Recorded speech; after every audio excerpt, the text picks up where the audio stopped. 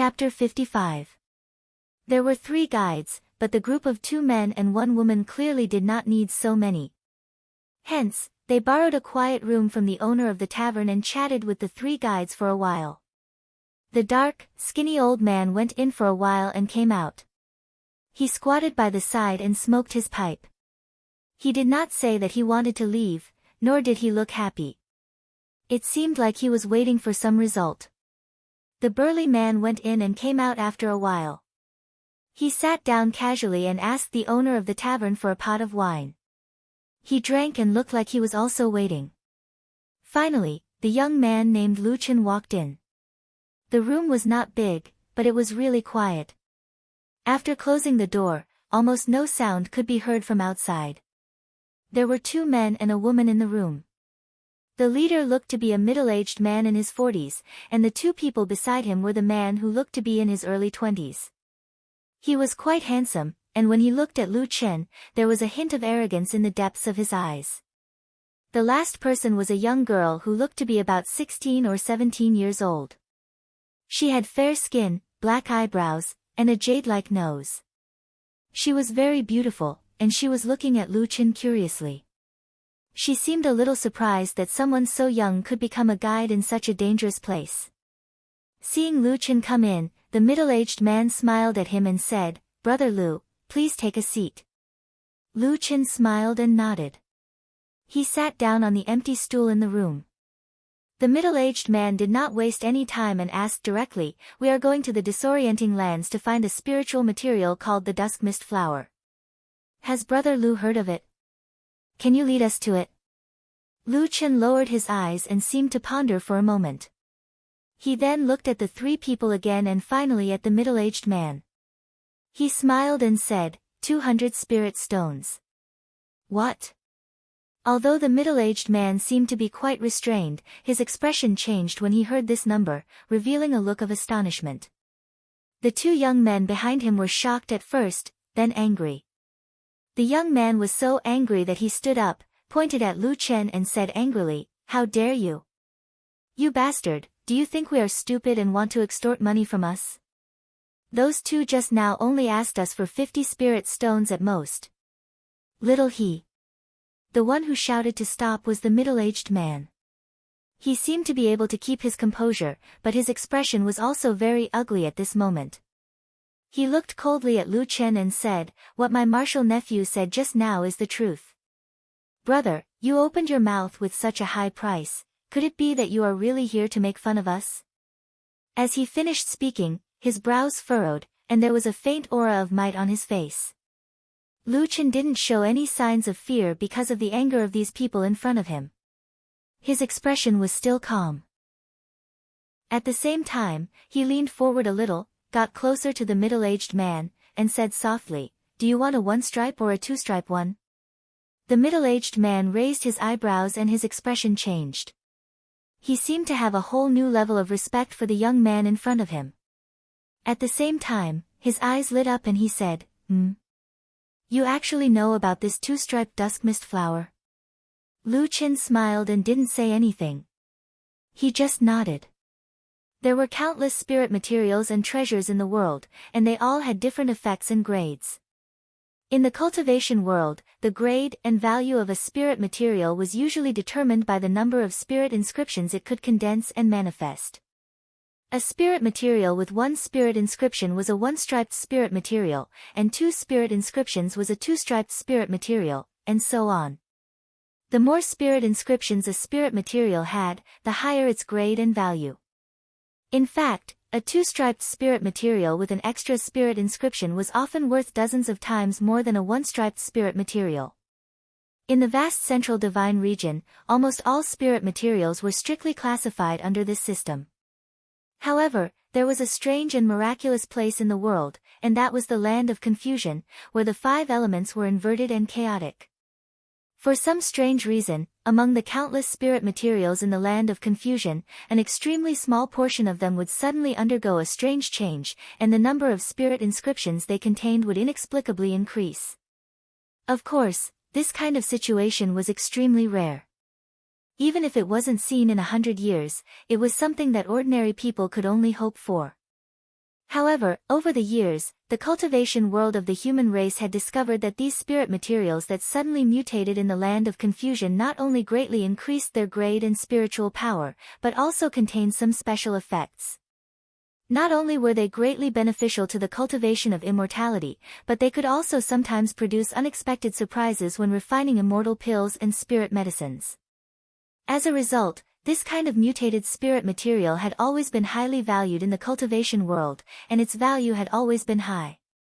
However, among the countless spirit materials in the land of confusion, only an extremely small portion of them could mutate. Due to various selfish reasons, no one had ever discovered this kind of spirit material. Famous sects and large sects would always keep it a secret, and lone cultivators would either consume it themselves or secretly sell it. Very few of them were willing to publicize their discovery. As a result, to this day, there were actually only a dozen or so spirit materials that could mutate. The other mutated spirit materials were only known by a small circle of people. The duskmist flower was one of the latter, a spirit material that was not well known and could mutate. Yes, I know, replied Lu Chen as if he was talking about something that couldn't be more ordinary. The three people sitting in front of him looked at each other with different expressions. The young and beautiful girl looked excited and surprised, while the man called Xiaohe frowned. When he looked at Lu Chen, there was a hint of wariness in his eyes, as if he didn't completely trust him. The middle-aged man, who was the leader, pondered for a moment, then said to Lu Chen, "Brother Lu is very knowledgeable and admirable. To tell you the truth, it would be best if the three of us could find a mutated two-striped dusk mist flower. However, this kind of thing can only be found by luck. We can only ask a guide to bring us to the land of confusion to find where the dusk mist flower grows, and then we can try our luck one by one. Brother Lu, although you are very knowledgeable, if you want to pay 4 or 5 times more than the other two just because of this, then we really can't." "What if I promise to bring you to the two-striped dusk mist flower?" asked Lu Chen. "What, you can really find it?" This time, it was the pretty girl who blurted out. Seeing the joy on her face, she couldn't help but stand up. Lu Chen smiled at her, then said to the middle-aged man, "In the market, a mutated spirit material is worth at least 1 grade higher than a spirit material. In other words, a 2-striped dusk mist flower is equivalent to a 3-striped dusk mist flower, and its rarity is much higher. So, 200 spirit stones isn't that high, is it?" The middle-aged man was silent, but Xiaohe, who was behind him, snorted and said, "You're right, but how can you guarantee that you can find such a rare 2-striped dusk mist flower?" Lu Chen shrugged and didn't argue with Xiaohe. He only raised 2 fingers to the middle-aged man and said, 200 spirit stones. "Oh, right." Then, as if remembering something, he added, "I only care about bringing you to find this thing.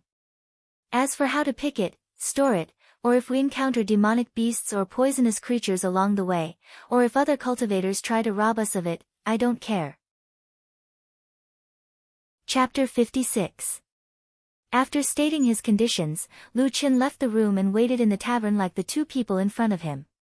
After discussing behind closed doors for a while, the 3 of them walked out of the small house. The middle-aged man in the lead walked directly in front of Lu Chen and said, "Pay half first, and then pay the other half after we find the item." Lu Chen raised his head, smiled at him, and nodded. Coming out from the south gate of the Crescent City, they walked along the road that could barely be considered flat but was overgrown with weeds. They could see many pedestrians on the road, as well as the 2 mountain peaks in front of them that looked like screens. The road extended forward, and it seemed to lead to the foot of the mountain. Lu Chen and the 3 employers that had already been introduced to each other were walking on the road. The middle-aged man in the lead was called Han Nanzu, the young man was called He Gang, and the last beautiful woman was surnamed Yi, with a single name, Xian. However, their self-introductions were limited to this. They did not mention a single word about their background, and it was hard to say whether these names were real or fake. However, Lu Chen didn't mind this at all. In a place like the disorientated land where good and bad people mixed together and danger lurked in every corner, everyone had to be cautious. Moreover, Han Nanzu and the others didn't try to get to the bottom of Lu Chen's identity and origins. Perhaps they also knew that they wouldn't be able to learn much from Lu Chen. After walking for a while, Lu Chen pointed at the two mountains in front of them and smiled at the three people beside him. The two mountains in front of us, the one on the left is called Tiger Mountain, and the one on the right is called Dragon Mountain. There is a canyon between the two mountains, commonly known as One Line of Sky, and also known as Leaping Tiger Gorge. It is said that a long time ago, someone saw a fierce tiger jumping from this mountain to that mountain, hence the name. Ah! Could it be that there are really fierce tigers on this Tiger Mountain? The one who said this was Xian with a curious expression. Lu Chen smiled without saying a word, but he Gang snorted and said, "Junior sister, these are just wild rumors, how can you take them seriously?" Xian's face turned red, and she made an "oh" sound, looking a little embarrassed. Lu Chen pretended that he didn't see anything as he smiled and said, "Once we pass through the Leaping Tiger Gorge, we will be considered to have entered the land of chaos. Although there won't be much danger in the beginning, the deeper we go, the more chaotic the five elemental spiritual energy will be. The various demonic beasts will also become more ferocious and powerful, so everyone should be careful." Han Nanzu nodded slightly, but before he could speak, He Gang calmly said, "It's just the outer regions of the chaotic lands. If there are any dangers, we will naturally deal with them. Since your cultivation is low, don't drag the three of us down. Senior brother." Xian called out to He Gang, as if she felt that his words were a little unpleasant. Han Nanzu, who was walking in front, also frowned slightly. Lu Chen didn't seem to be angry, but instead smiled and said, "Brother, he is right. In terms of cultivation, I can't compare to the three of you. I barely have the ability to protect my life. If I encounter any danger in the future, I will try my best to hide and not cause trouble for the three of you. However, if we encounter any danger that is difficult to deal with, we can only ask for Brother He's help when the time comes." Hearing Lu Chen's humble words, He Gang's expression immediately eased up and he said with a slightly proud expression, "Of course, we still need to rely on you to find the two-striped dusk fog flower." Lu Chen laughed and cupped his hands, "Then I will thank Brother He in advance." He Gang smiled and didn't reply, only walking forward with his hands clasped behind his back. At the side, Han Nanzu saw this scene and frowned. He seemed to want to say something, but in the end, he shook his head and remained silent. The four of them walked for about half an hour and finally arrived in front of the Leaping Tiger Gorge that Lu Chen had mentioned. Standing at the foot of the Green Mountain, they suddenly felt that the surrounding trees were dense and the temperature seemed to have dropped significantly. A gorge passed through two mountains, with only one winding mountain path winding around the gorge. The widest part of the path seemed to be only 6 or 7 feet wide. At this moment, the Leaping Tiger Gorge wasn't empty. Although it wasn't as lively as the Crescent City, there were still some people coming and going. From their appearance and clothing, they seemed to be cultivators. However, apart from those who were traveling with them, when they passed by or approached someone else, those cultivators' eyes would reveal a very obvious vigilance. Needless to say, the cultivators walking in the Leaping Tiger Gorge were those who planned to explore the disorienting lands, or those who had already explored and returned. Under Lu Chen's lead, Han Nanzu and the others also entered the Leaping Tiger Gorge. Once they entered the gorge, they saw that the surrounding scenery had changed once again. On both sides of the gorge, there were towering rocks, old trees, and ancient vines everywhere. From time to time, there would be grotesquely shaped rocks jutting out of the gorge. In addition to the occasional appearance of a mountain spring, the mossy water converged to form a stream, giving the place a sense of a different scenery with each step. As for Xian, it seemed like this was the first time she had come to the disorienting lands. She looked at the scenery in front of her with admiration, occasionally exclaiming in surprise when she saw one or two unique sceneries. She seemed to still have a childlike innocence, making the journey a bit more lively. The Leaping Tiger Gorge was rugged and narrow, but the entire journey was uneventful. An hour later, they arrived at the entrance of the gorge. At the end of the path was a large stone with the word, "Disorienting Lands," engraved on it. The four of them stopped next to the large stone. Han Nanzu and the others looked at each other with solemn expressions. Once they passed through this stone, they would officially enter the disorienting lands. For many years, this place had always been known for its dangers. Since ancient times, it had devoured the lives of countless cultivators. It could be said to be an ominous place. In comparison, Lu Chen appeared calm and relaxed. He walked over to the stone and lightly patted it. Then he smiled at Han Nanzu and the others before walking past the stone. Han Nanzu and the others quickly followed. As soon as they walked out of the Leaping Tiger Gorge, Han Nanzu and the others suddenly felt a strange and inexplicable feeling sweep past their bodies. It was like an invisible breeze, causing the spiritual energy in their Dantian's Qi-Si to tremble for no reason. But after carefully sensing it, they discovered that there wasn't much of a difference. Lu Chen said, "We have only just entered the disorienting lands, so the 5 elements of chaos are not obvious. At the very least, within 1,000 miles of the disorienting lands, there is no effect on the cultivation of human cultivators. There is no need to panic." Han Nanzu nodded with a calm expression. It seemed that he had some experience in the disorienting lands. He said, "Many thanks for Brother Lu's reminder. What do we plan to do next?" Lu Chen said, "The dusk mist flower that you are looking for can be found in the Black Armor Mountain about 150 miles to the southwest. However, the road is difficult to traverse and there should be some obstacles along the way. It will take about a day or 2 to get there." Han Nanzu nodded. "Since that is the case, then we should hurry." Lu Chen agreed with a smile and led the way forward. At the same time, he raised his head to look at the sky. In this late autumn season, the sky was clear and blue. The world was tranquil and there were even a few white clouds slowly drifting by. High up in the sky, far away from the sight of these 4 people, a layer of white clouds floated like silk. A few rays of sword light suddenly shot out from the layer of clouds, streaked across the horizon, and flew towards the depths of the land of chaos. Chapter 57. The land of chaos was extremely vast, spanning over 1,000,000 miles. It was filled with countless dangers and countless lives had been lost there since ancient times. However, the lessons learned through blood and tears were not without value. Today, the cultivation world of the divine central continent had a general understanding of this vast and mysterious and chaotic land. Roughly speaking, the land of chaos could be divided into 3 parts. From the northernmost boundary to the south, it extended for hundreds of thousands of miles to the great river, Dragon River.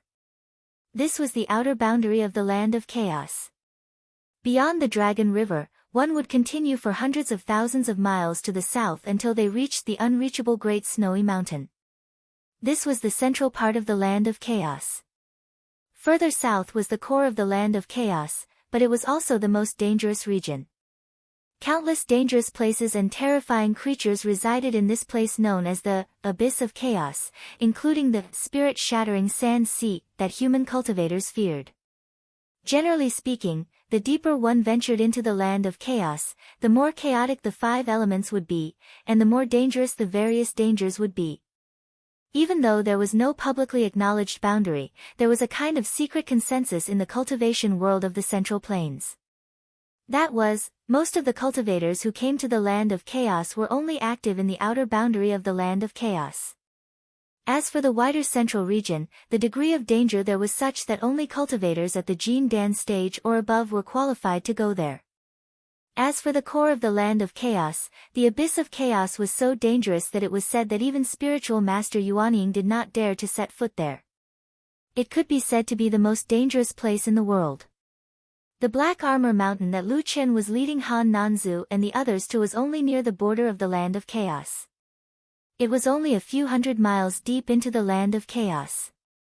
In a place like this, the spiritual energy of the 5 elements in the land of chaos was not very chaotic. For most human cultivators who came here, they would at most feel a slight obstruction in the circulation of their spiritual energy. Apart from that, they were almost negligible. Along the way, Lu Chen and Han Nanzu were fine, but He Gang and Exin were on high alert. They kept a close eye on their surroundings, afraid that some ferocious and powerful demon beast would jump out of the bushes and bushes beside them if they were not careful. However, as the sky darkened, they had covered about half the distance.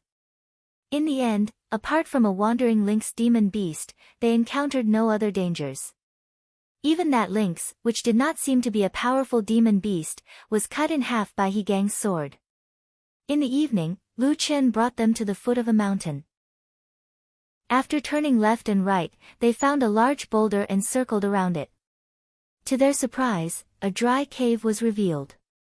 He turned around and smiled at Han Nanzu and the others, saying, "Let's sleep here tonight." After entering the cave to tidy up and settle down, Exian, who had been on high alert for the entire day, felt as though she had used all her strength to strike empty air. She couldn't help but ask Han Nanzu, "Senior Uncle Han, didn't they say that the disorienting lands is filled with demonic beasts, poisonous creatures, and all kinds of unimaginable dangers? Why haven't we encountered anything on our way here? I don't think it's any different from outside the disorienting lands." Han Nanzu glared at her and snappily said, "You've never seen the world, don't talk nonsense." After saying that, he turned to look at Lu Chen and said seriously, "I didn't expect Brother Lu to be so familiar with the terrain of this area. If it's still the same tomorrow, let alone finding the dusk mist flower, just the fact that you've brought us along this part of the road is worth the price." Lu Chen smiled and said, "You flatter me." At this moment, He Gang, who was sitting to the side, showed a trace of dissatisfaction on his face. He seemed to want to say something, but in the end, he didn't say anything. Lu Chen saw He Gang's expression from the corner of his eye, but he didn't take it to heart. He only smiled and said, "In the disorienting lands, it has always been more dangerous at night. Even this area near the edge of the disorienting lands is much more dangerous at night than during the day.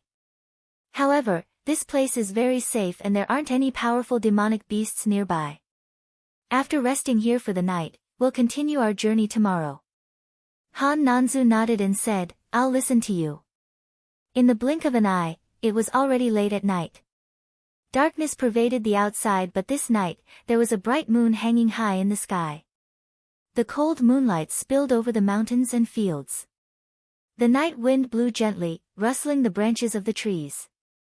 There was also the sound of insects chirping. No one knew where it came from, but it was intermittent. In the cave, the two youths were already asleep. Lu Chen leaned against the wall, his gaze falling on Han Nanzu. He saw that Han Nanzu's eyes were closed, but both his hands were placed on the sheath of his sword. It seemed that if there was even the slightest sound, he would immediately wake up and draw his sword to meet the enemy. Lu Chen glanced at the sheathed sword and then closed his eyes as well. At this moment, the chirping of the insects outside the cave suddenly quieted down. A gust of cold night wind blew past, bringing with it a slight chill. Lu Chen slowly opened his eyes. In order to avoid attracting demonic beasts, there was no fire in the cave, so most of the place was dark. However, in the shadows, Lu Chen's eyes seemed especially bright. The wind outside the cave was faintly blowing and there seemed to be some strange noises coming from the depths of the forest in the distance. However, it could not be heard clearly, or perhaps it was just an illusion of the dead of night. However, Lu Chen quietly stood up and the shadows around him flowed like water. Almost in an instant, they blended into one with him and even his shadow disappeared, becoming a part of the darkness.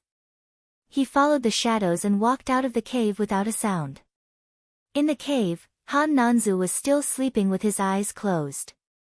He Gang and Exian were completely unaware. The moonlight was cold and after being blocked by the nearby trees, a beam of light fell on the side of the cave. Lu Chen stood at the entrance of the cave for a moment.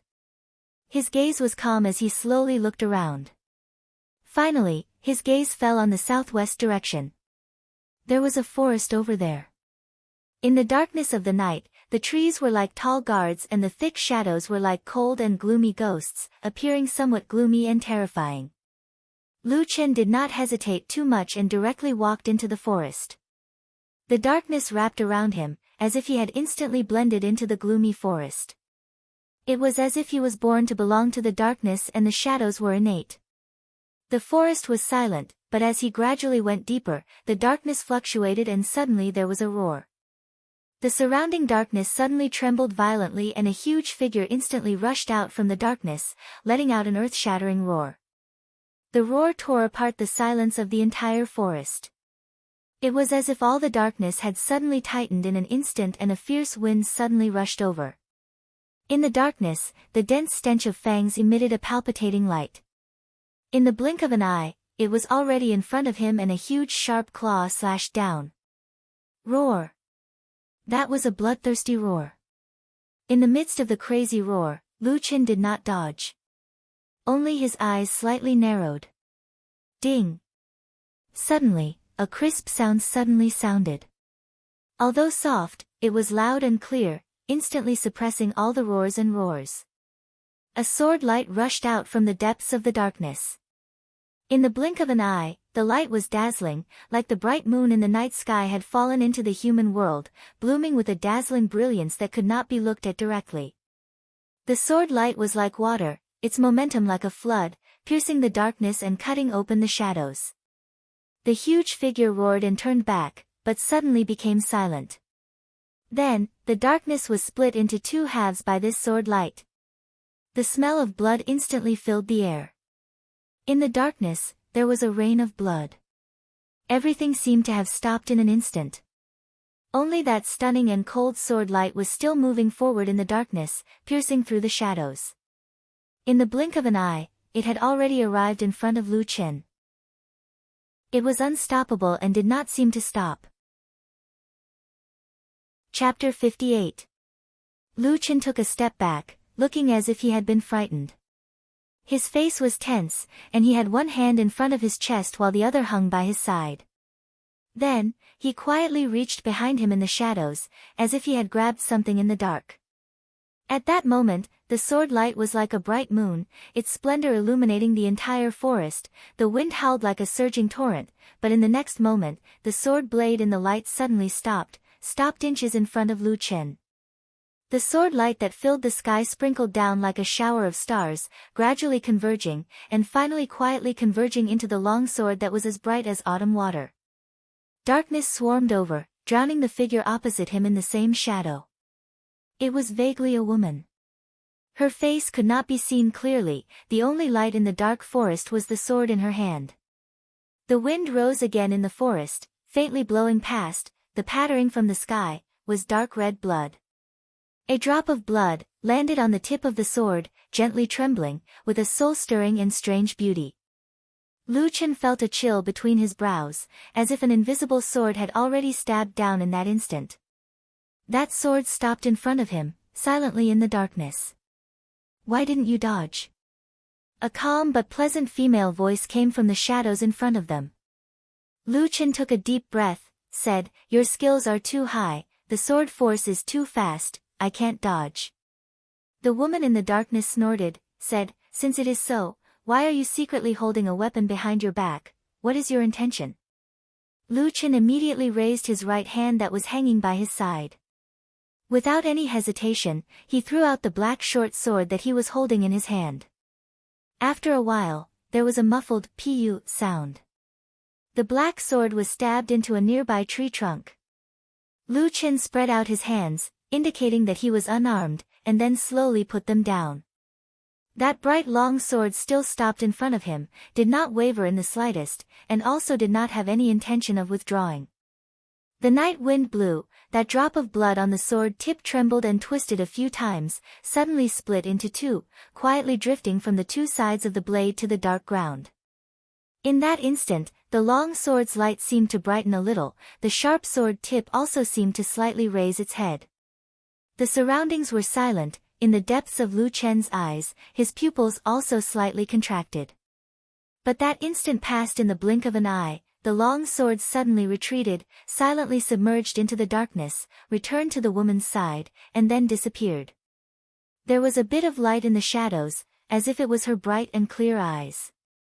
She glanced at Lu Qin, without saying anything, turned and left, disappearing into the darkness in the blink of an eye. And at the moment when she turned, the darkness surged, suddenly there seemed to be a faint red light flickering in the shadows. Lu Chen saw that moment of light, although it was a bit blurry, but he still saw that the woman's shoulder was draped with a scarlet feather shawl. Like the wings of a bird, it spread out behind her in the night, soaring in the night, floating into the distance.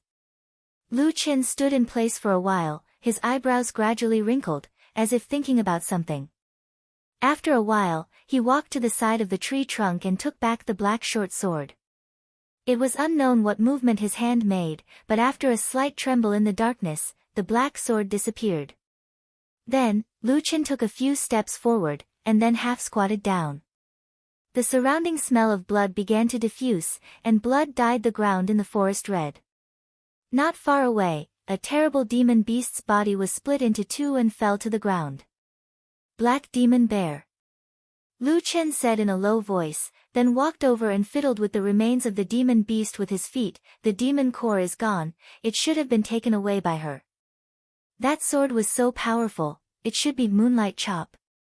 He was silent for a moment, then stood up, looked into the depths of the darkness in the distance, and said to himself in a low voice, when did the Kunlun party have such a powerful young genius?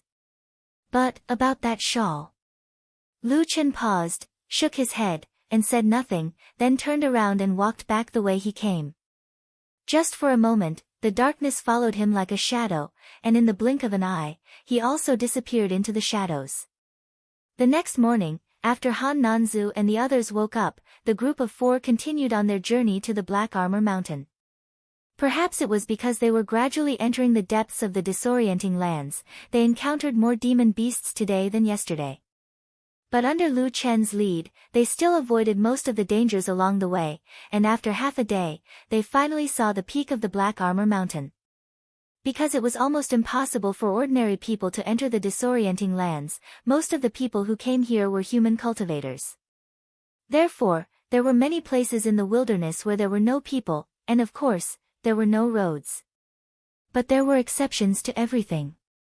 For example, some popular places, human cultivators would come here many times, and some roads would appear after they stepped on it. For example, Lu Chen's group of 4 was currently standing on a small hill, and there was a 3-way fork in the road. Lu Chen pointed in the southwest direction, and said to Han Nanzu and the others, if we go in this direction, we will reach the Black Armor Mountain in an hour at most. Han Nanzu nodded, and looked at the seemingly inconspicuous mountain in the distance. A trace of a smile appeared at the corner of his mouth.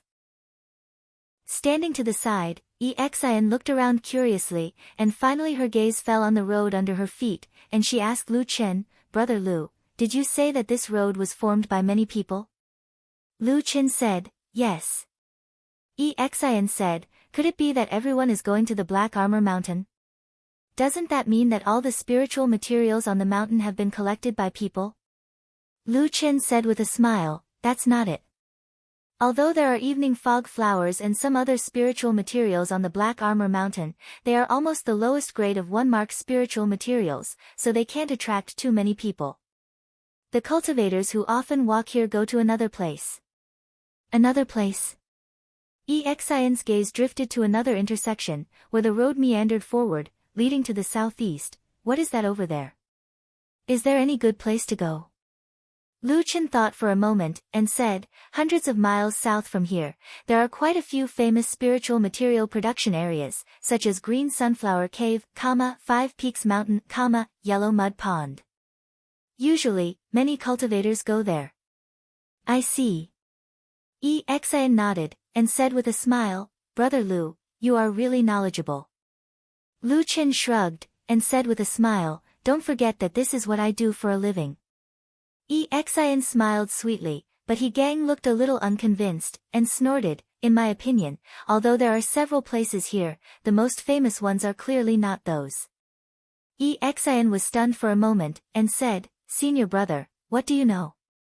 He Gang said with an arrogant face, before coming here, I have done my homework. 800 miles south from here is the battlefield of the righteous and demonic path 10 years ago, which is also the location of the famous Barren Valley. That is the place that countless cultivators want to go to the most. Brother Lu, am I right? He Gang squinted at Lu Chen. Lu Chen was silent for a moment, and then said with a calm face, yes. Chapter 59. Exion's eyes lit up and her face revealed a pleasantly surprised expression. She said, "So the desolate valley is over there? I heard that 10 years ago, the evil cult set up some kind of sinister formation there in an attempt to absorb the blood, flesh and soul of thousands of living beings. As a result, our Zengxianmeng sent an army to break through the formation, causing the evil cult to suffer a great loss of vitality. Until now, they have not been able to recover." Lu Chen was startled. He looked at Exion with a trace of astonishment on his face. He said, "Set up a formation to absorb the blood and essence of living beings? Where did you hear this?" Exion was about to answer, but He Gang sneered and said, "Junior sister, don't listen to hearsay. In that battle, it was clearly the evil cult's evil people who secretly gathered in the desolate valley and set up the 18 Hell Prison formation. They intended to summon the Yellow Springs evil spirit army to harm the human world. It has nothing to do with living beings or blood." Exion frowned and showed an unconvinced expression. She said, "No. I clearly heard Master talking about this. He said so." As she said this, she turned her head to look at Lu Chen and said, "Brother Lu, what do you think?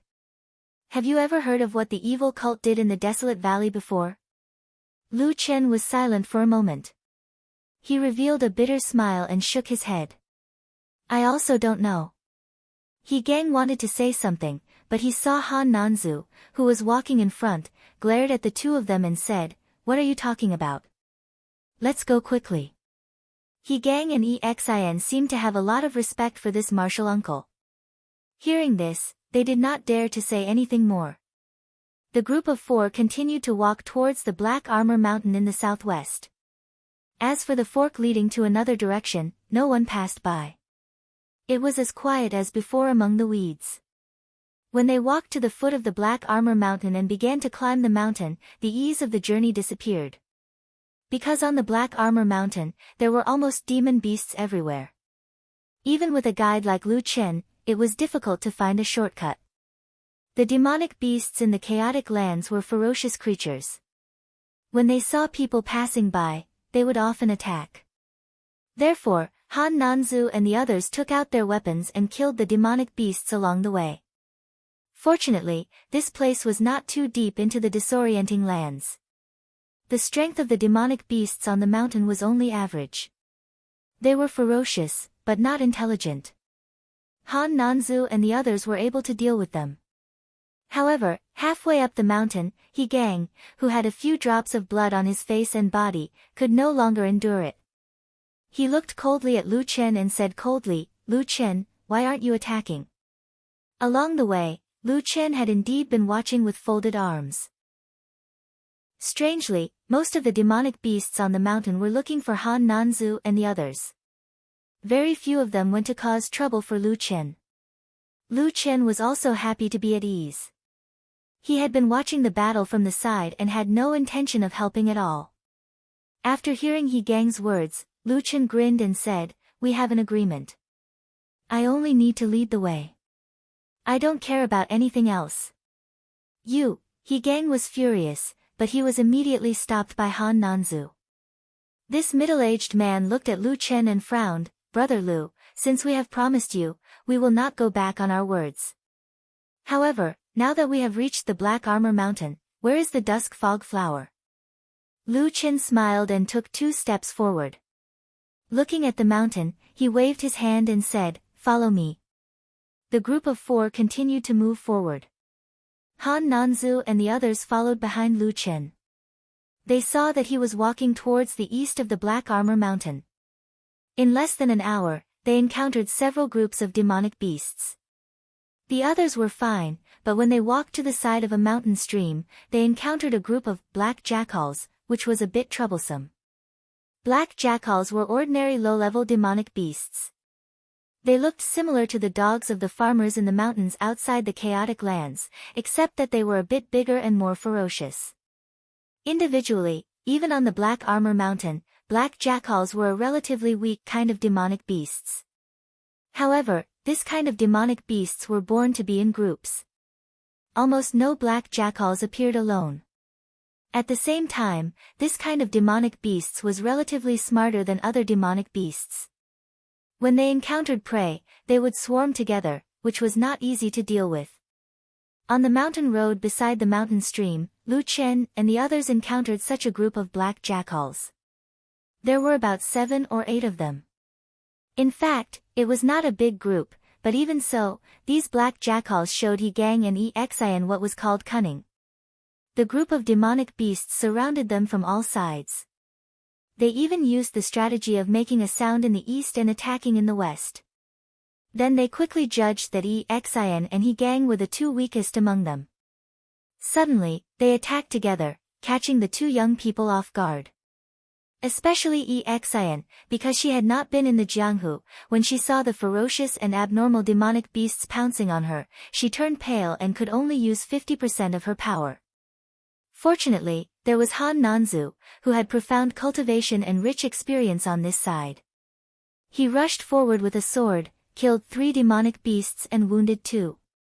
Only then did the rest of the demonic beasts retreat and saved Exin, who was a little embarrassed. During this process, Lu Chen still did not make a move. Exin was still in a state of shock, so it was fine, but He Gang was glaring angrily. Just as he was about to let loose a torrent of abuse, he suddenly saw Lu Chen standing on the stone cliff beside the mountain stream, looking down, then beckoning to them, "We're here, the dusk fog flower is right below." Lu Chen's words weren't wrong. When Han Nanzu and the others came over to take a look, they discovered that there was indeed a waterfall that was several meters tall at the bottom of the mountain stream. The water flowed down and converged into a pool, and there were many pink flowers growing on the wet stone walls beside it. This time, He Gang couldn't be bothered to argue with Lu Chen anymore. They hurriedly found a path to descend the mountain and walked all the way to the pool. Han Nanzu looked at the stone wall and smiled. "It really is the dusk fog flower. I didn't think there would be so many here." He Gang and Exin were also very happy. Their goal this time was actually to pick 10 dusk fog flowers and return to complete the task. But looking at the flowers on the stone wall, there were at least 20 of them. It was obviously a big harvest. Immediately, He Gang and Exin rushed to the stone wall to pick, while Han Nanzu walked to Lu Chen's side and said, "Brother Lu, this place is really good, thank you. But the 2-striped dusk fog flower you mentioned before?" Lu Chen nodded and pointed to the waterfall, saying, "If I'm not wrong, on the stone wall behind the curtain of water, there should be a 2-striped dusk fog flower. You should go and take a look." Han Nanzu was startled, and a trace of surprise appeared in his eyes. But after thinking for a moment, he still nodded and walked towards the waterfall. When he came to the side of the waterfall, he quickly climbed up the stone wall. Although many places looked slippery, it did not seem to be a problem for him. Not long after, his figure suddenly stopped, and then he looked into the water, plucked a large red flower from behind the water, and then jumped down. After landing on the ground, Han Nanzu carefully looked at the red flower in his hand, and suddenly a smile appeared on his face. He nodded and said with a smile, "It really is a 2-striped dusk fog flower." After thinking for a moment, he directly took out a small bag from his bosom and threw it to Lu Chen, "Your remaining half of the reward." Lu Chen caught it and nodded with a smile. Just as he was about to say something, he suddenly frowned and looked back. The wilderness was quiet, other than the sound of the mountain breeze blowing through the treetops, there was almost no other movement. Just that right now, there was something strange. In the wind, there seemed to be 1 or 2 light long howls and barks coming from afar. Lu Chen's face darkened, and he turned around with a frown. He said to Han Nanzu, "Stop picking, let's leave this place." Chapter 60. Why is that? Han Nanzu was startled and asked doubtfully. Lu Chen did not answer him immediately. Instead, he raised his head and called out to He Gang and Exin, who were climbing the stone wall not far away, "You two, come down first." He Gang and Exin looked back and were also a little surprised, but they quickly followed the stone wall down. Walking to Lu Chen, Exin rushed to ask, "Brother Lu, we are picking dusk fog flowers, why did you call us down?" Lu Chen said, "Don't pick them first, we'd better leave this place immediately. Ah. He Gang and Exian were both taken aback, their faces revealing a stunned expression. Han Nanzu frowned as he gazed at Lu Chen and said, "Brother Lu, what exactly has happened?" Lu Chen said, "I feel that there is something wrong with the surroundings, there may be more black jackals coming." He Gang immediately sneered and said disapprovingly, "It's just a kind of inferior demon beast, what's there to be afraid of?" Lu Chen raised his eyebrows slightly and looked at He Gang with a meaningful look. When He Gang was looked at by him, he suddenly recalled that when he encountered the group of black jackals earlier, his performance was a little embarrassing. For a moment, he felt a little embarrassed and said angrily, "What are you looking at? When we encountered the group of black jackals earlier, we were only unprepared. Once we faced them head-on, who would be afraid of those beasts? I can easily defeat them." "Enough!" A light shout rang out. It was Han Nanzu who stopped He Gang in time. However, at the same time, there was a trace of displeasure on his face as he said, "Brother Lu, these dusk mist flowers are very important to us. Moreover, we've also fought against those black jackals earlier. I believe you've seen for yourself that there's no problem." Lu Chen sighed and said, "In this mountain forest, black jackals are in groups, and the number of dogs varies. There are only a few dogs in a small group, and there may be hundreds of dogs in a large group. If a large group of wild dogs were to come and gang up on you, it would be quite dangerous." Han Nanzu was silent, and there was some hesitation between his eyebrows. But Exian looked back at the stone wall beside the waterfall and said, "Martial uncle, we have only picked a few dusk fog flowers, there are still many more up there." Han Nanzu looked back and found that there were indeed more than half of the dusk fog flowers on the stone wall that had not been picked. At this moment, they were slightly trembling in the moist wind, looking particularly beautiful. He hesitated for a moment, thinking in his mind about the use of the dusk fog flowers after bringing them back, and then he said decisively, "Continue picking. Quickly. Once we have picked all these dusk flowers, we will leaving immediately." "Okay." He Gang and Exian agreed at the same time. As soon as he finished speaking, Exian immediately turned around and left. He Gang glared at Lu Chen with a bit of disdain, then turned around and strode towards the stone wall.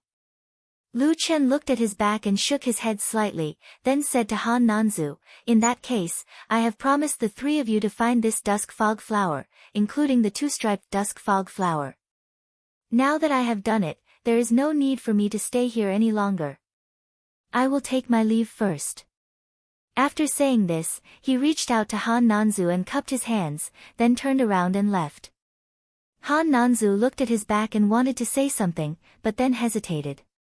After taking a deep breath, he turned around and walked towards the stone wall, ready to help He Gang and Exian. Lu Chen strode away from the mountain stream, walked to the edge of the stone cliff, found a high ground to jump on, and looked around.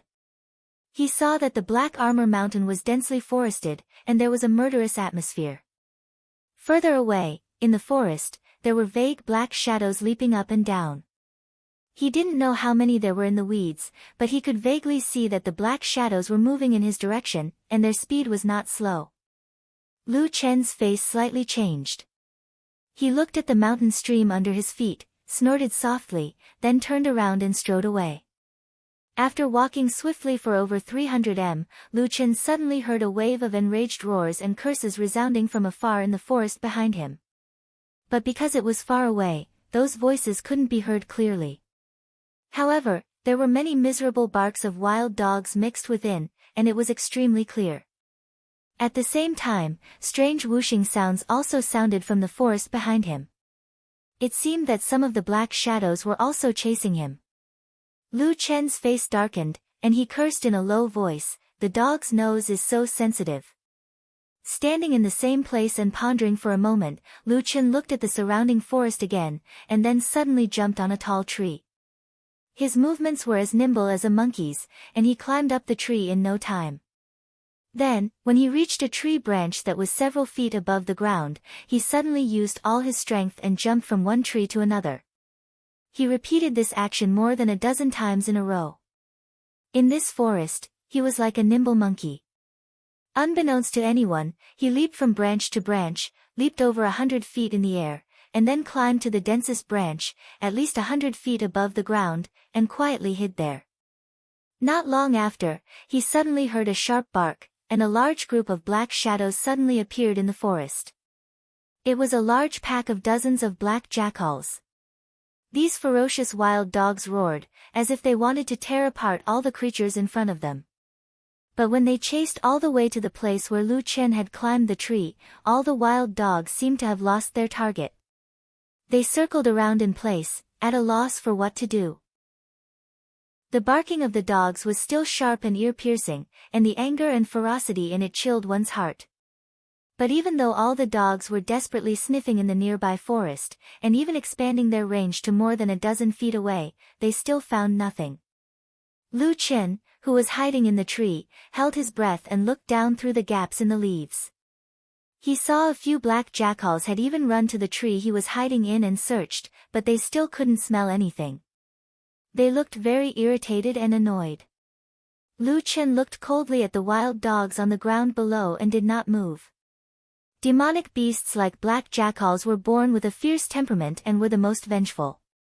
If these beasts found him on this tree, even if they could not climb trees, they would surround this tree and this forest. They would not stop until their prey was killed. In his memory, a long time ago, when he was still young, he had wandered around the Black Armor Mountain for a period of time. He once saw a large group of black jackals surround a bear on a tree for 7 days and 7 nights. In the end, the bear couldn't hold on any longer and was divided up by the black jackals. Lu Chen shook his head slightly and shook off the bad memories in his mind. Then he leaned against the tree trunk and prepared to wait for the sky to turn dark. Below, for some reason, the black jackals seemed unwilling to give up. Just like that, they searched back and forth in the forest. Even further away, the shouts and shouts of shock and anger, as well as the sounds of swords clashing and killing, gradually grew louder. Lu Chen glanced in the direction of the mountain stream. After a moment, he lowered his eyes expressionlessly. After an unknown period of time, the sounds of fighting gradually quieted down. Only the screams of the black jackals became more and more mournful.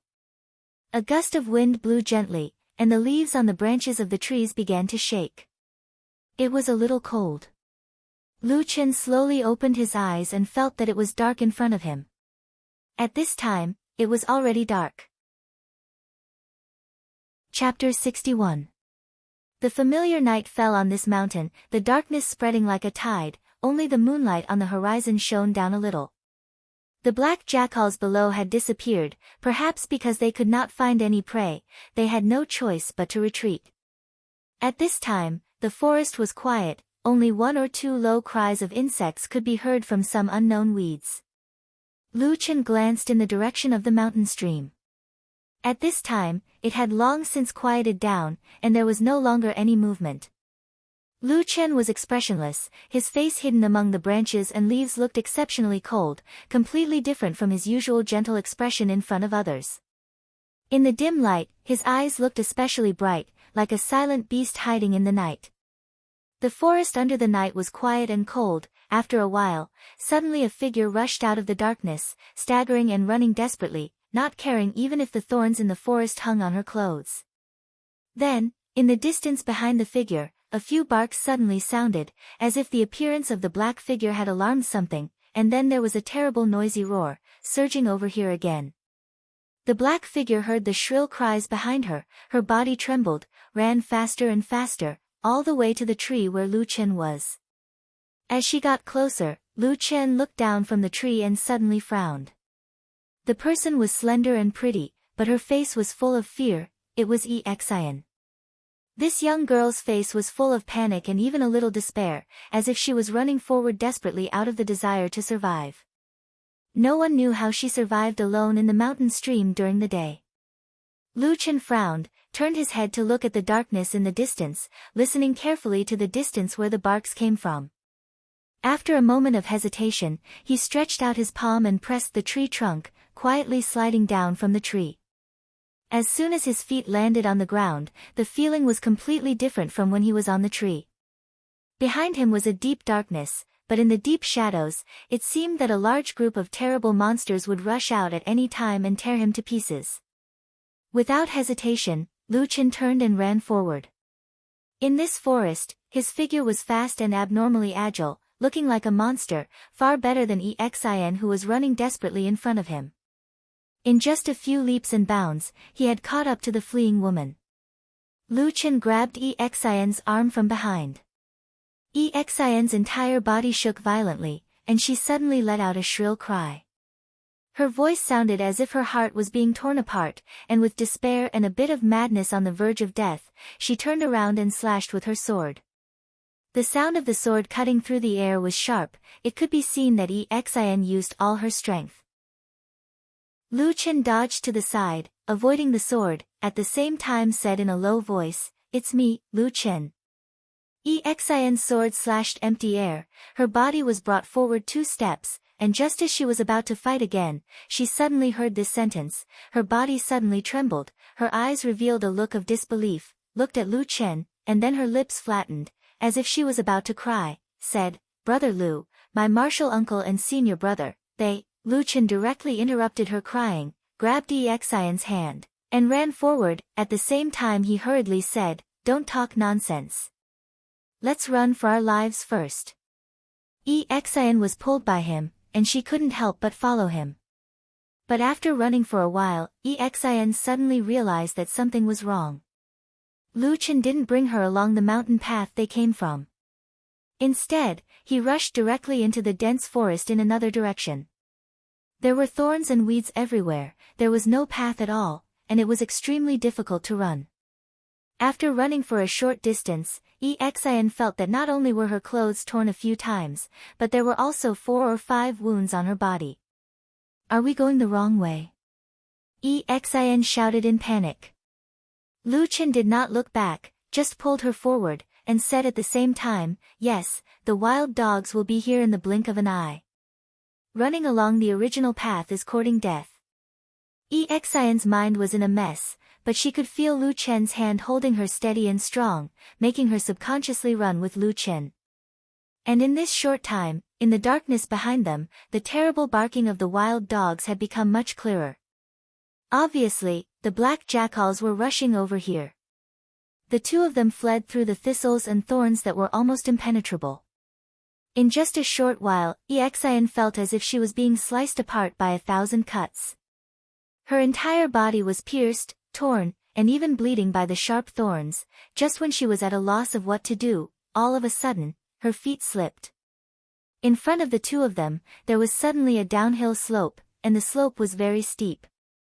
Exin let out a scream, but before she could react, Lu Chen had already grabbed her wrist and dragged her down the hill. They instantly became 2 rolling gourds, rolling down the hill.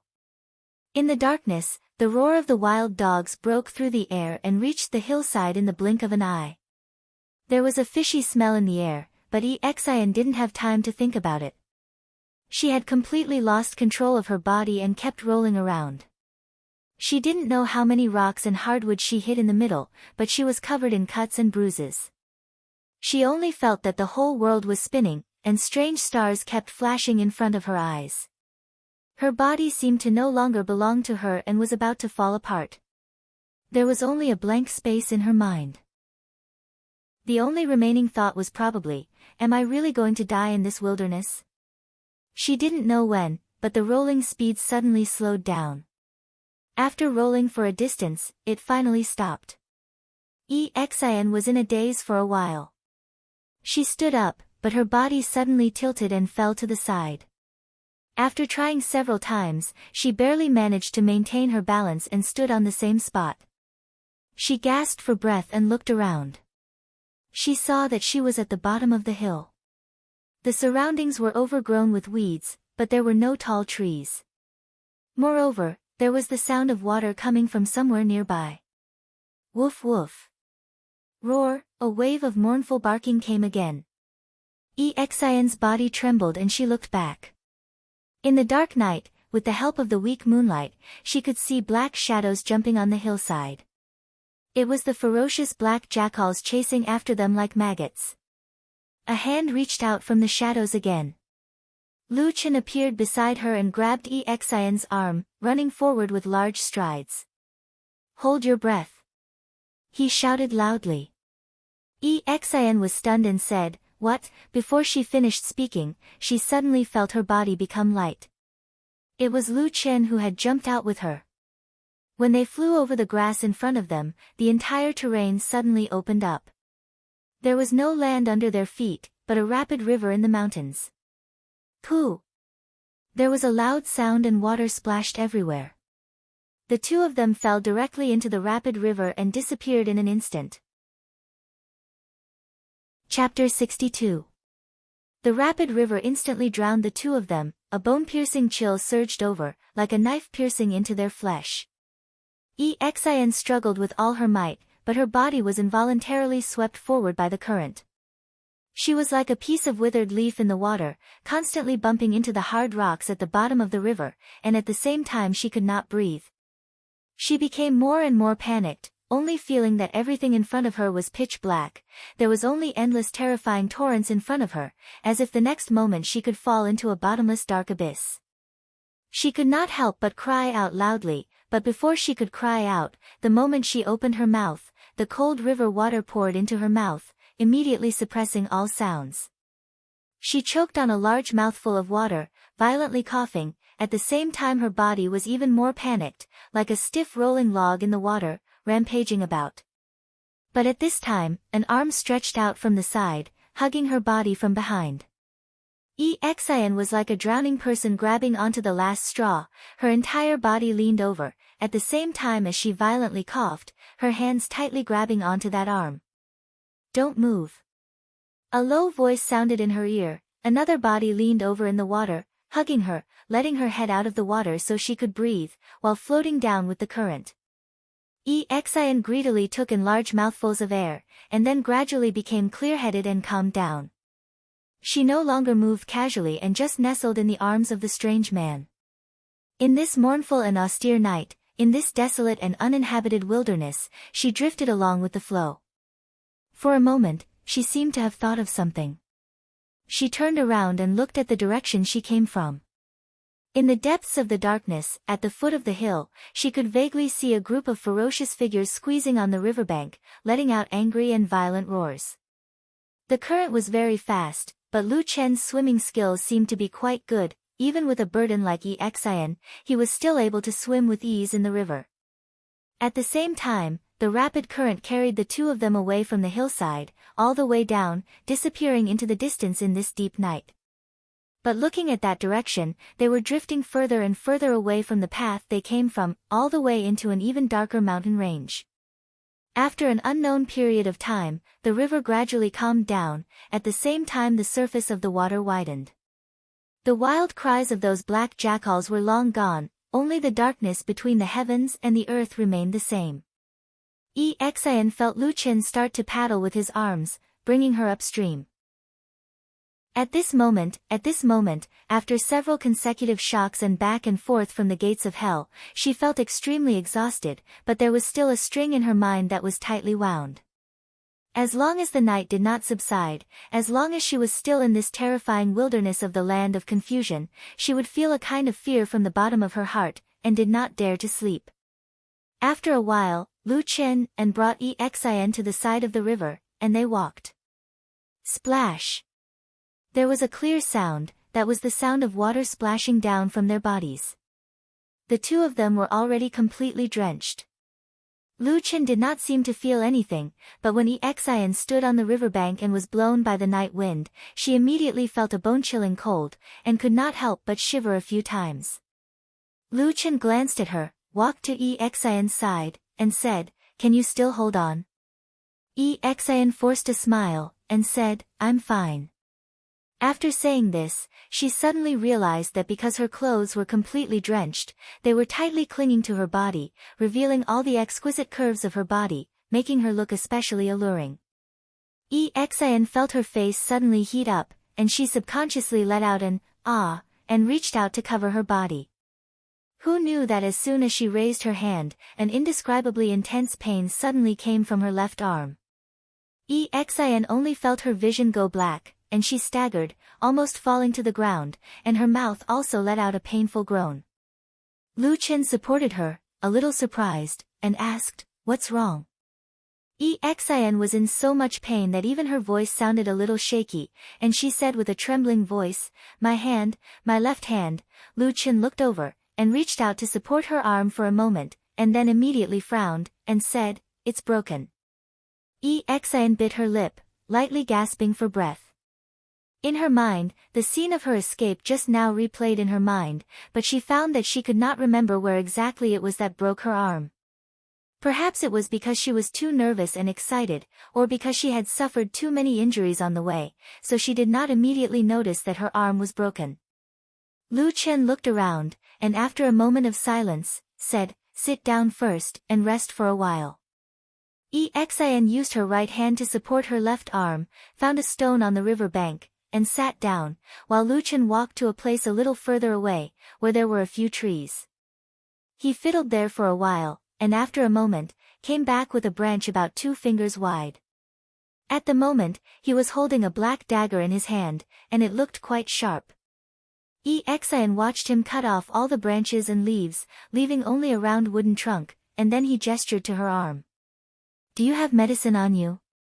Lu Chen asked Xin. Xin shook her head, and said in a low voice, "I only have some medicine to stop bleeding, and no medicine to set bones." Lu Chen nodded, and didn't say anything else. He tore off a few pieces of cloth from his clothes, and then straightened Xin's arm, so that the broken bones were in place, and tied her arm to the tree trunk.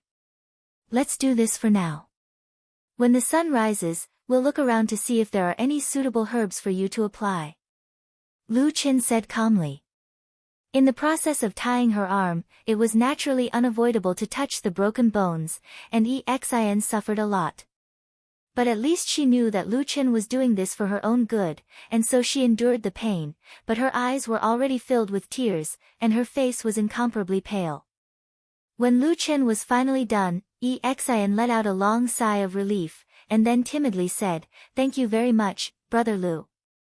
Lu Chen looked at her, and said, "It's very dangerous here in the disorienting lands at night, and we can't easily light a fire.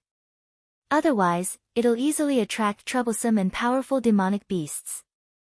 We can only wait like this until the sun rises. Can you still hold on?" Xin gritted her teeth. Although she felt a sharp pain in her arm, and waves of cold constantly invaded her skin, she still nodded and said, "I can." Lu Chen grunted, and walked to a spot a few feet away from Xin, and directly lay down on the ground, saying, "Then let's rest, and wait for the sun to rise." Xin sat there in a daze for a while. Although she was extremely tired, she didn't know why, but she didn't feel the slightest bit sleepy. Looking at the deep night sky between the mountains, and the dark river not far away, she suddenly felt like crying. It was at this moment that Lu Chen's voice suddenly sounded from beside her. "That's right, where are your 2 companions? How are they?" Chapter 63. They. In the dark of the night, although Xin was sitting not far away, her figure was somewhat blurry. At this moment, her voice sounded a little trembling and deep, as if Lu Chen's words had suddenly poked at a certain part of her heart. For a moment, she didn't know what to say. "Did you encounter a pack of black jackals at the waterfall?" Xin slowly lowered her head. After a while, she said, "Yes, after you left, not long after, a large group of black jackals suddenly rushed over. There were too many of them, and I couldn't even count them all." Her breathing suddenly became a little hurried, as if she was being stabbed by memories. She said in a low voice, "Martial uncle, senior martial brother, and I fought in a hurry.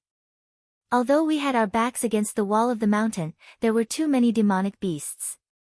After fighting for a long time, we still couldn't hold on. Uncle Master told us to split up and run. He said that one of us could escape." At this point, her voice was choked with sobs. After a pause, she continued, "Senior brother and I rushed out. In the middle, I turned around and saw Uncle Master being pounced on by a large group of black jackals. In the blink of an eye, flesh and blood flew everywhere. I was terrified. Senior brother he pulled me and ran with all his might, but there were black jackals chasing after us. In the end, senior brother he and I had no choice but to split up and run for our lives. The last time I saw him, there were more than 10 black jackals pouncing on him. Then, they were blocked by the trees. I only heard a series of screams and wild dogs barking.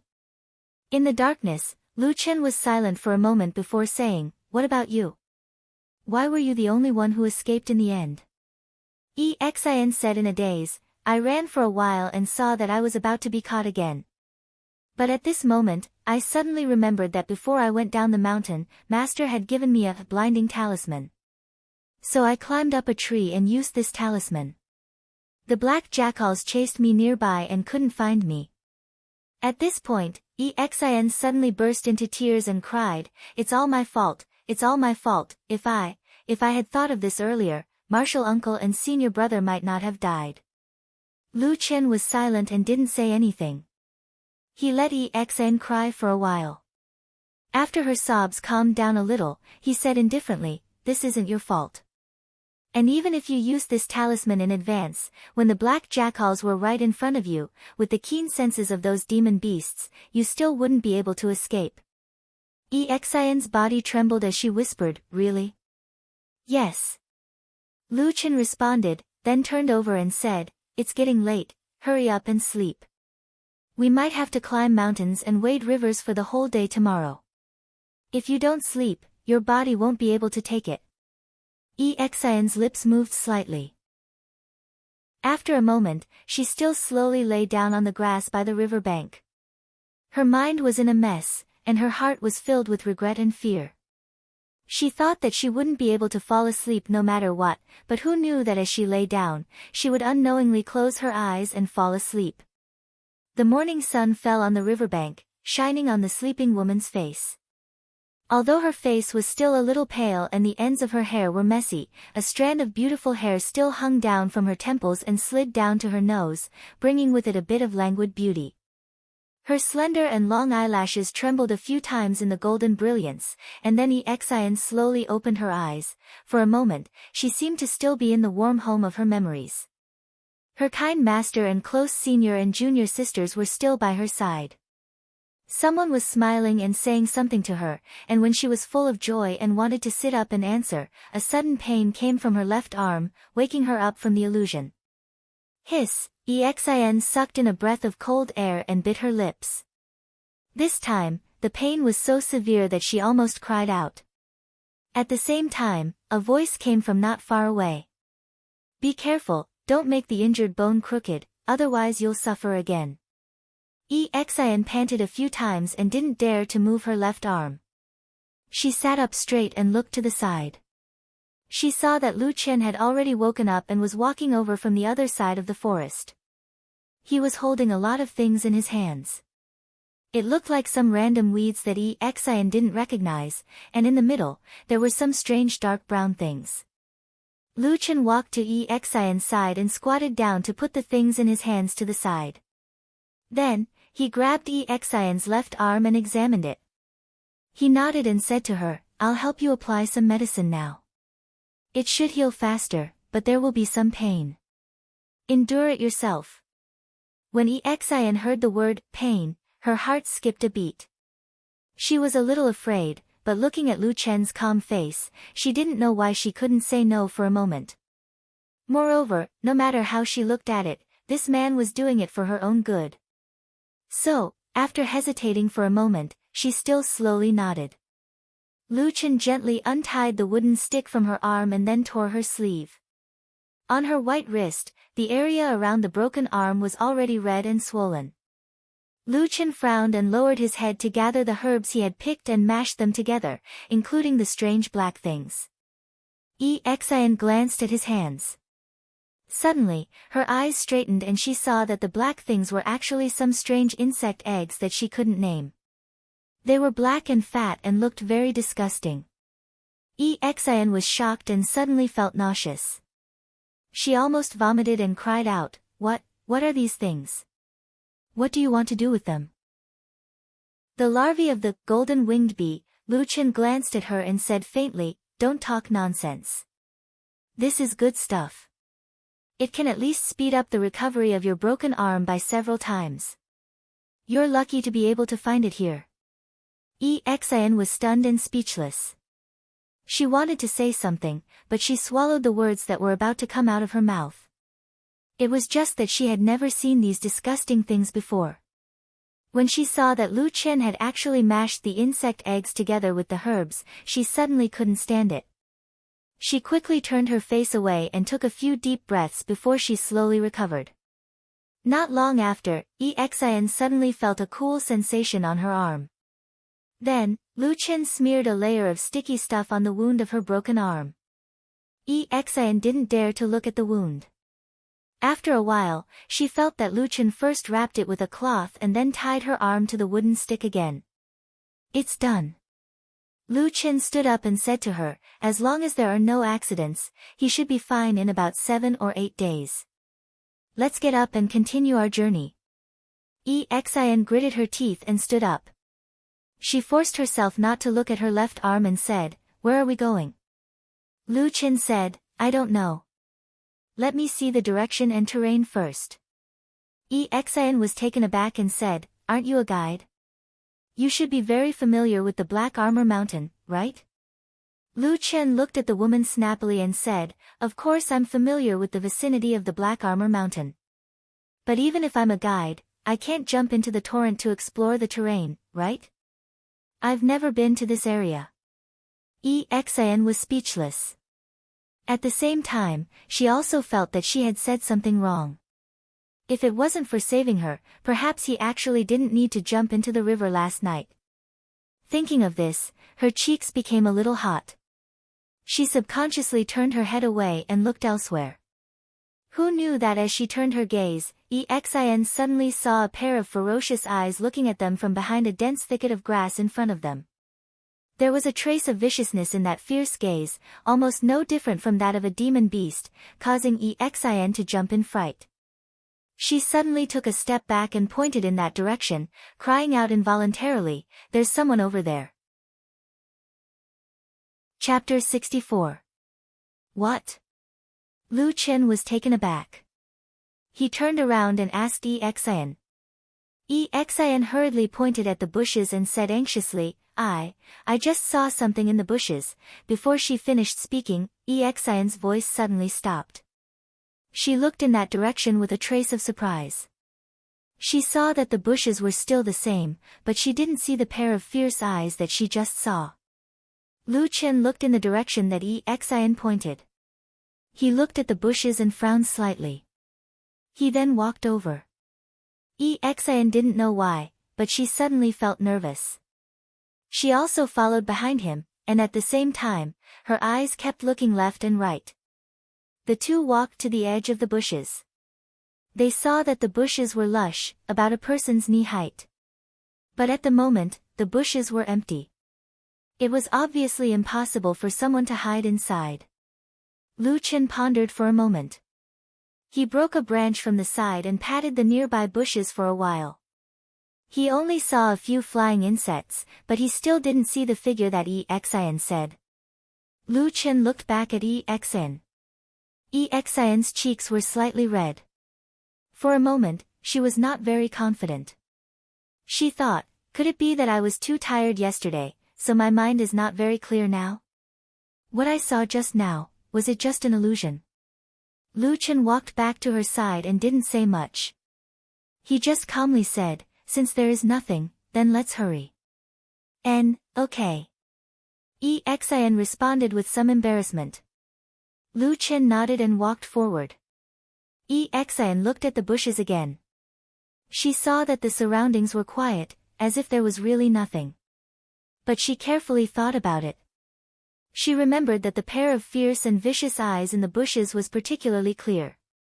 She couldn't help but shiver. With such a delay, Lu Chen had already walked a distance. He then noticed something and turned around to call out to Xian. Xian quickly responded.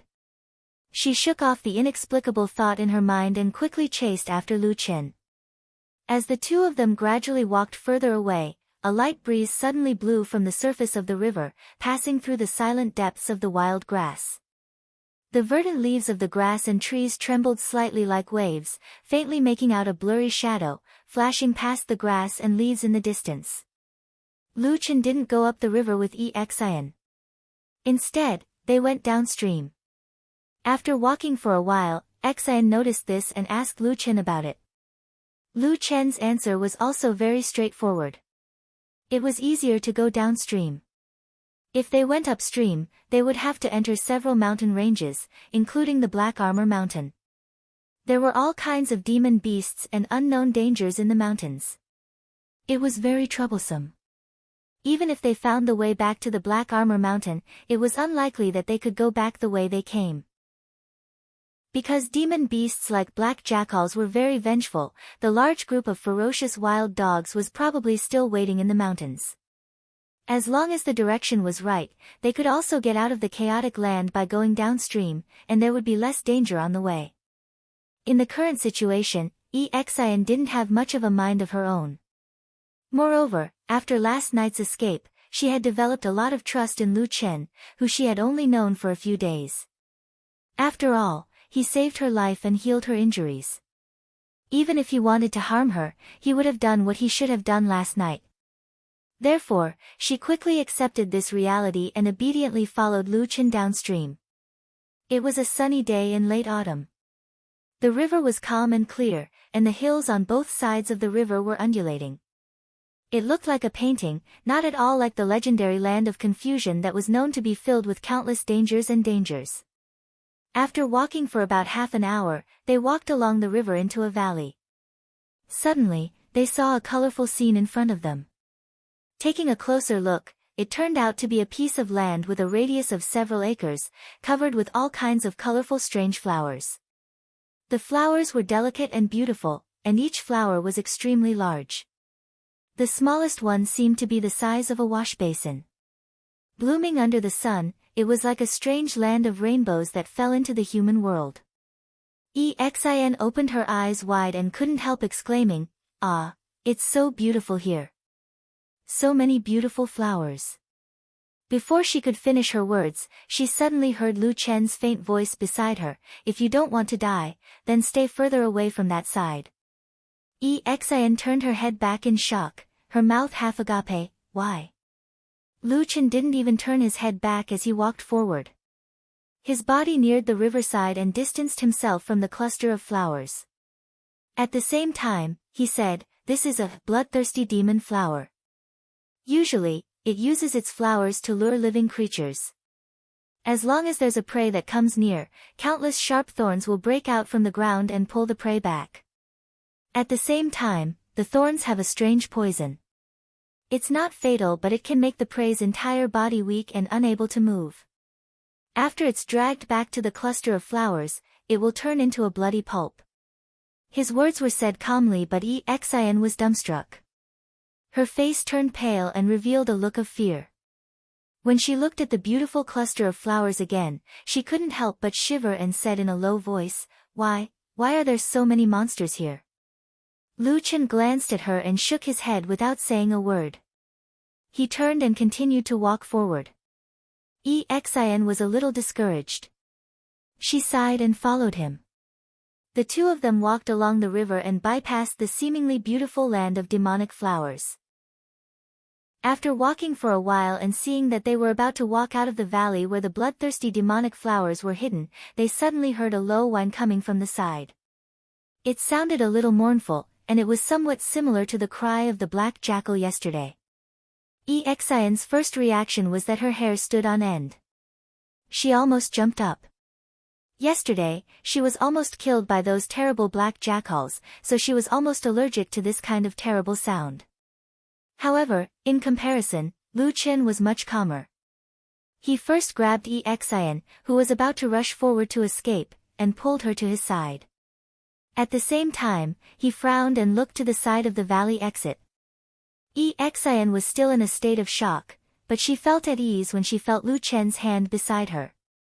She looked over and was stunned. There was no black jackal on the ground. No, there seemed to be a wild dog. It wasn't big, and it looked like half a puppy at most. The fur on its body was black, but it was lighter than the black jackal demonic beasts from yesterday. It seemed a little different. Especially on its back, from the back of its head and neck down to its back, there was a long and narrow white fur band. It was very clear, showing that this puppy was not a black jackal. After Exan looked carefully for a while, she saw even more strangeness. The puppy was lying on the ground, unable to move. It could only cry out mournfully, looking especially pitiful and helpless. One of its legs was dragging behind it.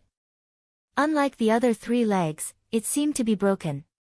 The puppy lay there with a blank look in its eyes, as if it was about to run out of oil. Even its sorrowful cries gradually became softer. It seemed that if no one helped it, it would die here in a short while. It looks so pitiful. Exan couldn't help but say. When Lu Chen heard her words, he quickly frowned and looked at the woman indifferently. Chapter 65. Exan suddenly felt a little guilty when he suddenly looked at her like this. After hesitating for a moment, she softly asked with a trace of unconfidence, "Brother Lu, this puppy, could it be a powerful demonic beast that can harm our lives at any time?" Lu Chen glanced in that direction and said indifferently, "Such a small thing, of course it can't kill us." Exan let out a sigh of relief, as if her suspended heart had finally been put down. "Then let's save it, okay?" Lu Chen snorted and said, "You were chased half to death by a pack of black jackals yesterday, how can you be so merciful today?" "Ah." Exan was startled and said, "Is this puppy also a black jackal? When I saw it just now, I thought it wasn't. It really isn't a purebred black jackal demonic beast." Lu Chen interrupted Exan's words and said, "This is a hybrid between a mountain snow wolf and a black jackal. It is rare for it to survive and grow up. Even if you save it, it would be a waste." Exan was stunned and said, "Why?" Lu Chen wanted to say something but stopped. For some reason, his expression suddenly became gloomy, as if he was a little unhappy. Even his voice had a rare trace of impatience as he said, "In short, it still has the blood of a black jackal. Do you want to save it?" Exan was shouted at by him and immediately shrank back. After a while, she timidly said, "I'll listen to you." Lu Chen snorted and turned to leave. Exan sighed softly and followed. From time to time, the puppy's sorrowful cries could be heard from behind her. Exan could not bear to see it, but reason told her that Lu Chen's method might be the right choice, so she resisted the urge to look back. The two of them walked all the way out of the river valley, and the puppy finally disappeared from their line of sight. At the same time, the river made a big turn here and continued flowing in another direction. Lu Chen stopped in his tracks. He raised his head and looked around. He then looked up at the sky as if he was trying to figure out the direction and the terrain. Exan hesitated as she waited, but she couldn't help but take advantage of this opportunity to sneak a few steps towards the river valley. She stuck her head out and looked at the place where Lu Chen had been. However, with this glance, Exan suddenly let out a soft cry. Then, she used her uninjured hand to cover her mouth, her eyes filled with shock. Lu Chen immediately noticed Exan's unusual behavior and turned around to look at her. Then, he frowned. In the distance, near the broken leg of the puppy, a large yellow leopard suddenly appeared. It bared its sharp fangs and slowly approached the puppy. At the same time, its eyes were filled with greed. The puppy let out a mournful cry, as if sensing the impending disaster, desperately struggling to shrink back. However, one of its broken legs was dragging on the ground, and no matter how hard it tried to crawl away, it was only a feeble struggle before death. The yellow leopard clearly saw through the puppy's weakness. But as a monster, it still had some vigilance. It first looked around to see if there were any enemies nearby. At the same time, it was also very afraid of the bloodthirsty demon flowers, so it kept a long distance. The puppy was about 30 feet away from the bloodthirsty demon flowers. The yellow leopard looked at the flowers and seemed to determine that this distance was enough to not disturb the flowers. With a low growl, its body suddenly soared into the air and pounced towards the puppy. The puppy let out a mournful cry. In the distance, Exian's body trembled. She couldn't help but close her eyes, not daring to look again. But at this moment, a black shadow suddenly flew out from nowhere, streaked across the air and directly smashed into the area between the puppy and the bloodthirsty demon flowers. Lu Chen looked over and his pupils suddenly constricted. He saw that the thing that was suddenly thrown out was a bloody piece of meat.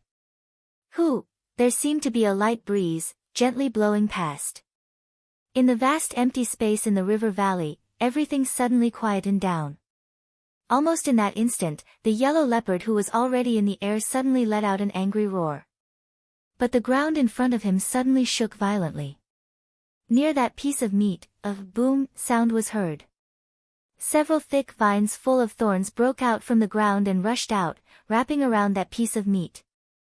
But that piece of meat was too small and it did not move at all. The vines wiggled a few times and instantly seemed to sense something and turned in a different direction. This time, it was towards the yellow leopard who had leapt into the air. The ferocity in the yellow leopard's eyes was no longer there. Right now it was filled with fear. How could it still care about that puppy?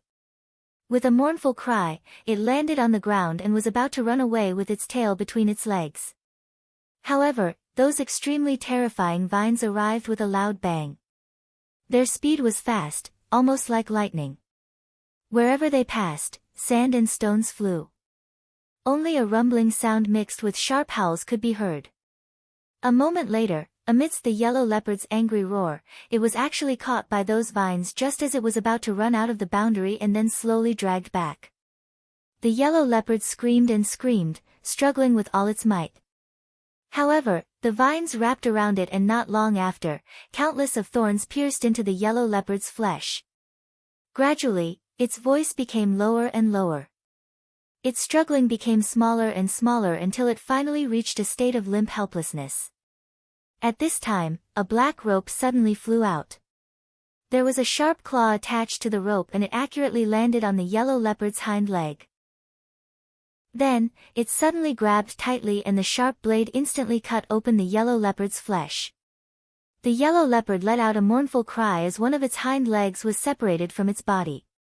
Strangely, the bloodthirsty demon flowers did not have any reaction to this. They continued to drag the yellow leopard, who was on its last breath, and continued to walk backwards. Not long after, they dragged it to the incomparably gorgeous flower field.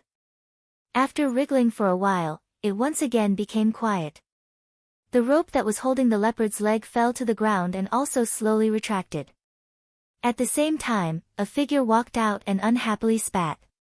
He grabbed the leopard's leg with one hand and the puppy with the broken leg with the other, then turned around and left. Under the sunlight, this person looked like an evil spirit that had just walked out of the yellow springs.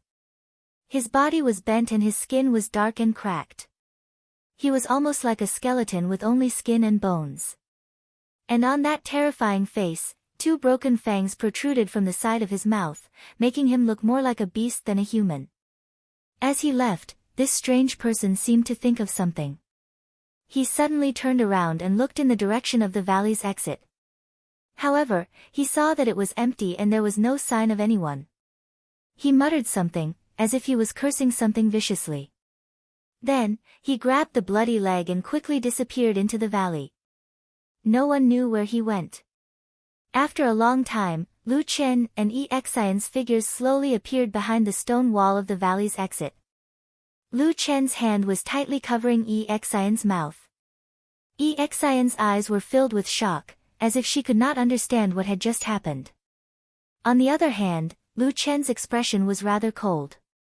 He looked coldly at the river valley as if he was thinking about something. After a while, he suddenly said in a low voice, "Barbarians?" Chapter 66. Exian was so shocked by what she had just seen that her heart was still pounding, so she did not hear Lu Chen's words clearly. She asked in a low voice, "Who are you talking about?" However, Lu Chen's hand was still covering her mouth, causing her words to sound muffled. Only then did Lu Chen realize that and let go of his hand. Exin heaved a sigh of relief. After taking a few breaths, she looked at the place where the bloodthirsty demon flower had been and could not help but turn pale. If Lu Chen hadn't stopped her, and if the two of them had walked up to the puppy with a broken leg and thrown that bloody piece of meat at it, Exin didn't even dare to imagine what the consequences would have been. This place is too dangerous. Let's go. Exin said to Lu Chen in a low voice. At the same time, she swore to herself that she would never come to a place like this again. However, Lu Chen did not seem to have any intention of leaving immediately. He looked coldly in the direction that the mysterious black figure had disappeared in. It was a dense forest, and no one knew where it led to. Let's go and take a look. When she heard the first half of Lu Chen's words, Exin heaved a sigh of relief and a gratified expression appeared on her face. However, before the smile could fully appear on her pretty face, her expression froze again. What are we going to see? She stuttered. Lu Chen did not speak and walked towards the forest in the valley. He looked calm, but when Exin looked at him from the side, she noticed that his eyes seemed to be exceptionally bright. There was even an icy coldness that she had never felt from this man before. It was as if a sharp blade was slowly being unsheathed, emitting the scent of blood. A barbarian who strayed from the group in the disorienting lands.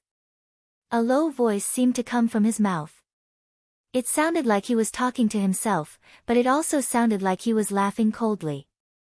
Exin stood rooted to the ground. For a moment, she was at a loss. From the bloody and violent scene just now, the mysterious black figure hiding in the dark was obviously very ferocious. It would be very dangerous to go and look for it rashly.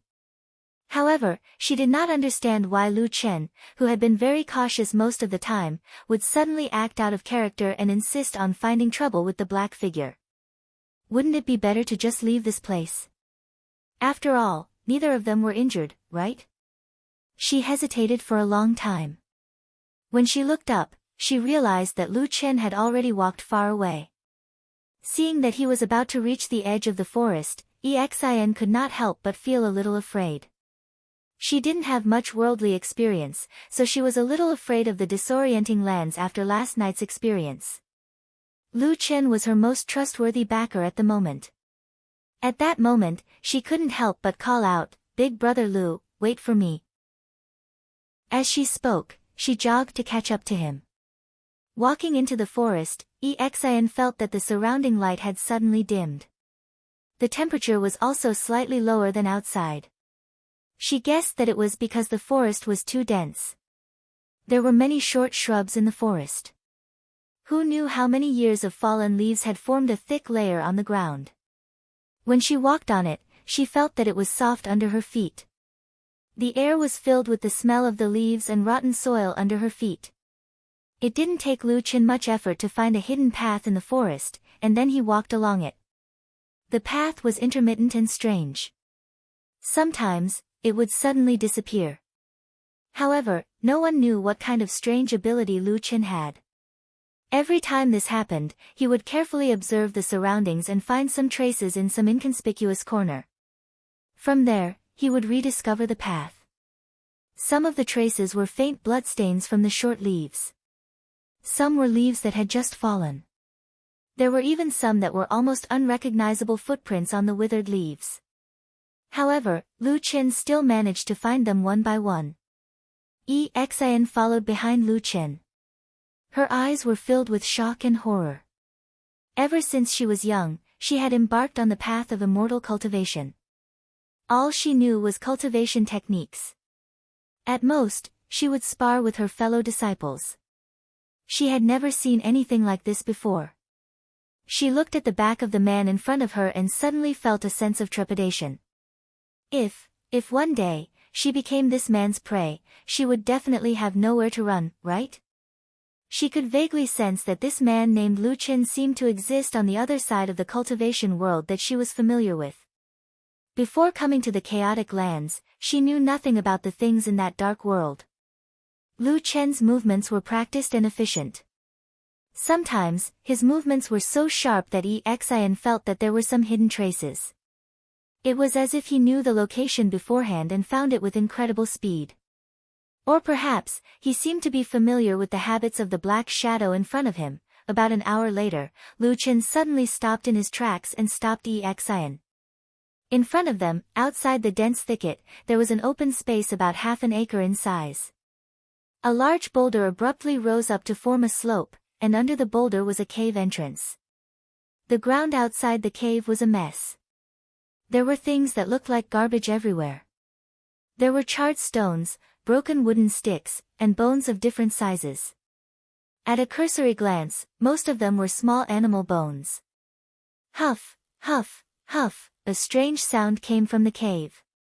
It sounded like heavy breathing.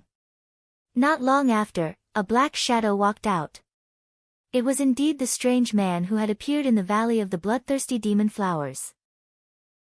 Now that they were closer, Lu Chen and Xian could see more clearly than before. Soon, they realized that this person wasn't young. Apart from the fact that he was all skin and bones, even his gait made him look like an old man who was out of breath. But even so, this strange man's ferociousness didn't diminish at all. When he walked out, he was still holding the bloody leopard's leg in his hand. He sat on a huge rock and opened his mouth to chew on it. Blood flowed down the corner of his mouth. He looked like a wild beast. Xian's body trembled. She felt a wave of nausea in her stomach. She almost vomited from this scene. Fortunately, she knew that this was not the time. She forced herself to bear with it. But she did not dare to look at this barbaric man drinking blood. She shrank her body back. Just as she was about to tell Lu Chen not to cause trouble and leave first, her body suddenly froze. Lu Chen had already vanished from her side at some point in time. Xian was shocked. She turned her head and looked around. After a while, she suddenly realized that Lu Chen's figure was already at the edge of the shrubs not far from the cave. He was right behind the strange man and was slowly approaching. The straight line distance between the two seemed to be less than 10 feet. For a moment, Xian only felt that her heart was suddenly in her throat. She was so nervous that she even held her breath. Around the cave, it was even more silent. Only the strange man seemed to be unknowingly gnawing on flesh and blood like a wild beast. However, amidst this tranquility, a wave of miserable dog barks suddenly resounded from within the cave, and it broke the silence here. Chapter 67. Lu Chen, who had been slowly approaching, suddenly stopped in his tracks. Xian, who was lying in the bushes further away, felt a buzzing sound in her head and her mind went blank. Her heart was beating so fast that it felt like it was about to explode. On the other side of the cave, the strange man who was gnawing on the leopard's leg also stopped for a moment. He suddenly raised his head but did not turn around. Instead, he roared, "Stupid dog, shut up." As he spoke, he fiercely bit down on the flesh on his hand and then cursed vaguely, "You're lucky today. You didn't catch the woman you wanted to catch, but a yellow leopard came to throw its life away. After I finish eating this leopard's leg, if I still can't catch anything, I'll eat you too." The barking in the cave slowly subsided. It was unknown whether it was because the little dog was frightened or because it was heavily injured and had no strength left. The strange man sneered. After eating a lot of meat, he seemed to be in better spirits. Although he still looked old and decrepit, the greedy and ferocious look in his eyes became more intense. He muttered to himself, "Damn it. If I had caught that woman today, I could have. What could I have done?" Suddenly, a cold voice came from behind him. The strange man was so shocked that he almost dropped the leopard's leg in his hand. He suddenly turned around and saw a man standing behind him. Moreover, the man's face was somewhat familiar. It was the man who had spied on him during the day. "Ah!" The strange man let out a ferocious roar. He jumped up and directly used the leopard's leg as a weapon to smash it towards Lu Chen. His momentum was like that of an enraged beast. However, his body had only jumped halfway when he suddenly felt a chill in his waist, followed by a burst of sharp pain. The strange man immediately let out a heart-wrenching scream. When he looked down, he saw that a black dagger had pierced into his waist at some point. His jump with all his strength just now had directly cut a shocking large wound on his back. Red blood instantly gushed out like a blood fountain, but it quickly weakened. It was as if the old and decrepit body had long lost its vitality. The strange man staggered backwards, his mouth constantly letting out angry roars. However, it seemed that his already weakened and decayed body could no longer bear such a heavy wound. Not long after, he fell heavily to the ground, gasping for breath and struggling. At the same time, he used an unimaginably vicious gaze to stare fiercely at the man who suddenly appeared. Exin ran over from the side, and when her eyes met the strange man's terrifying gaze, she was so scared that her face turned pale. She didn't dare to look at the beast-like man any longer, and ran to Lu Chen's side like a wisp of smoke. "Are you all right?" Lu Chen glanced at her and shook his head, and then he pointed at the ferocious man and said, "The trap in the river valley was supposed to harm us." Exin's heart skipped a beat. For a moment, she did not know what to say. She only saw Lu Chen smile coldly. He slowly walked to the strange man's side with the black dagger in his hand and squatted down. The strange man's body subconsciously shrank back, but he still stared at Lu Chen with a fierce gaze. If looks could kill, Lu Chen would have been killed countless times by him. However, Lu Chen did not seem to feel anything. At most, he only showed a trace of disgust and said, "You better behave." The strange man's body and face were covered with blood, looking especially ferocious and terrifying. Hearing this, he laughed sinisterly and scolded, "Get lost, I will eat you." Ah! A mournful scream suddenly came out of his mouth again. Exin, who was standing not far away, was shocked. She turned to look, only to see Lu Chen's expressionless face, seemingly unmoved by the strange man's miserable state. In his hand, the black short sword had already pierced into the strange man's thigh, and with a twist, it tore a large hole in the man's leg. The strange man roared and screamed. He rolled around on the ground and screamed himself hoarse. Exin only felt her hair stand on end. At the same time, she could not bear it. She walked over and secretly pulled on Lu Chen's sleeve. She softly said, "Lu, brother Lu, don't be like this." Lu Chen turned back to look at her and suddenly said, "Do you know who he is?" Exin felt a little scared under his gaze. She did not know why, but at this moment, although she could feel that Lu Chen did not have any hostility towards her, she still felt a little afraid of him. She was even more afraid of Lu Chen than that ferocious strange man.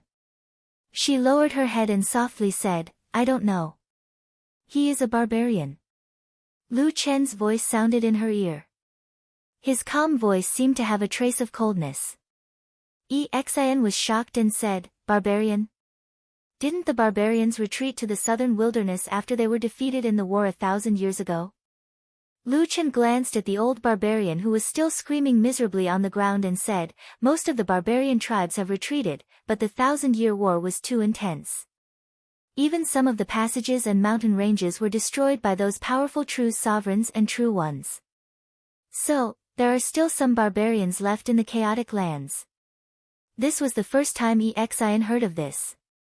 She was stunned for a long time before she said in surprise, "So there is such a thing. But I have never heard of the barbarian tribes in the chaotic lands."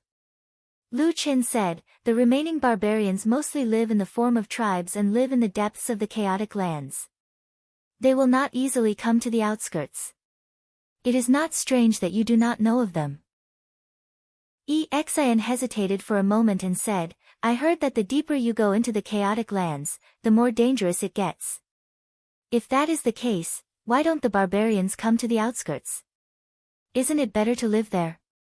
Lu Chen said indifferently, "Because in the chaotic lands, in the eyes of the barbarians, we human cultivators are more dangerous than the demonic beasts in the chaotic lands." Exin was stunned and subconsciously wanted to refute. In her impression, although there were good and bad people among all the cultivators she had met, there were rarely people like the Devil King who killed without blinking an eye. To be more precise, she had never seen such a cultivator in all her years of cultivation. But just as the words were about to leave her mouth, she suddenly saw the man in front of her and swallowed them back down. She lowered her head and said, "Don't they have their own tribes? Why is there only one person here? And why did he come to the outskirts where there are many human cultivators?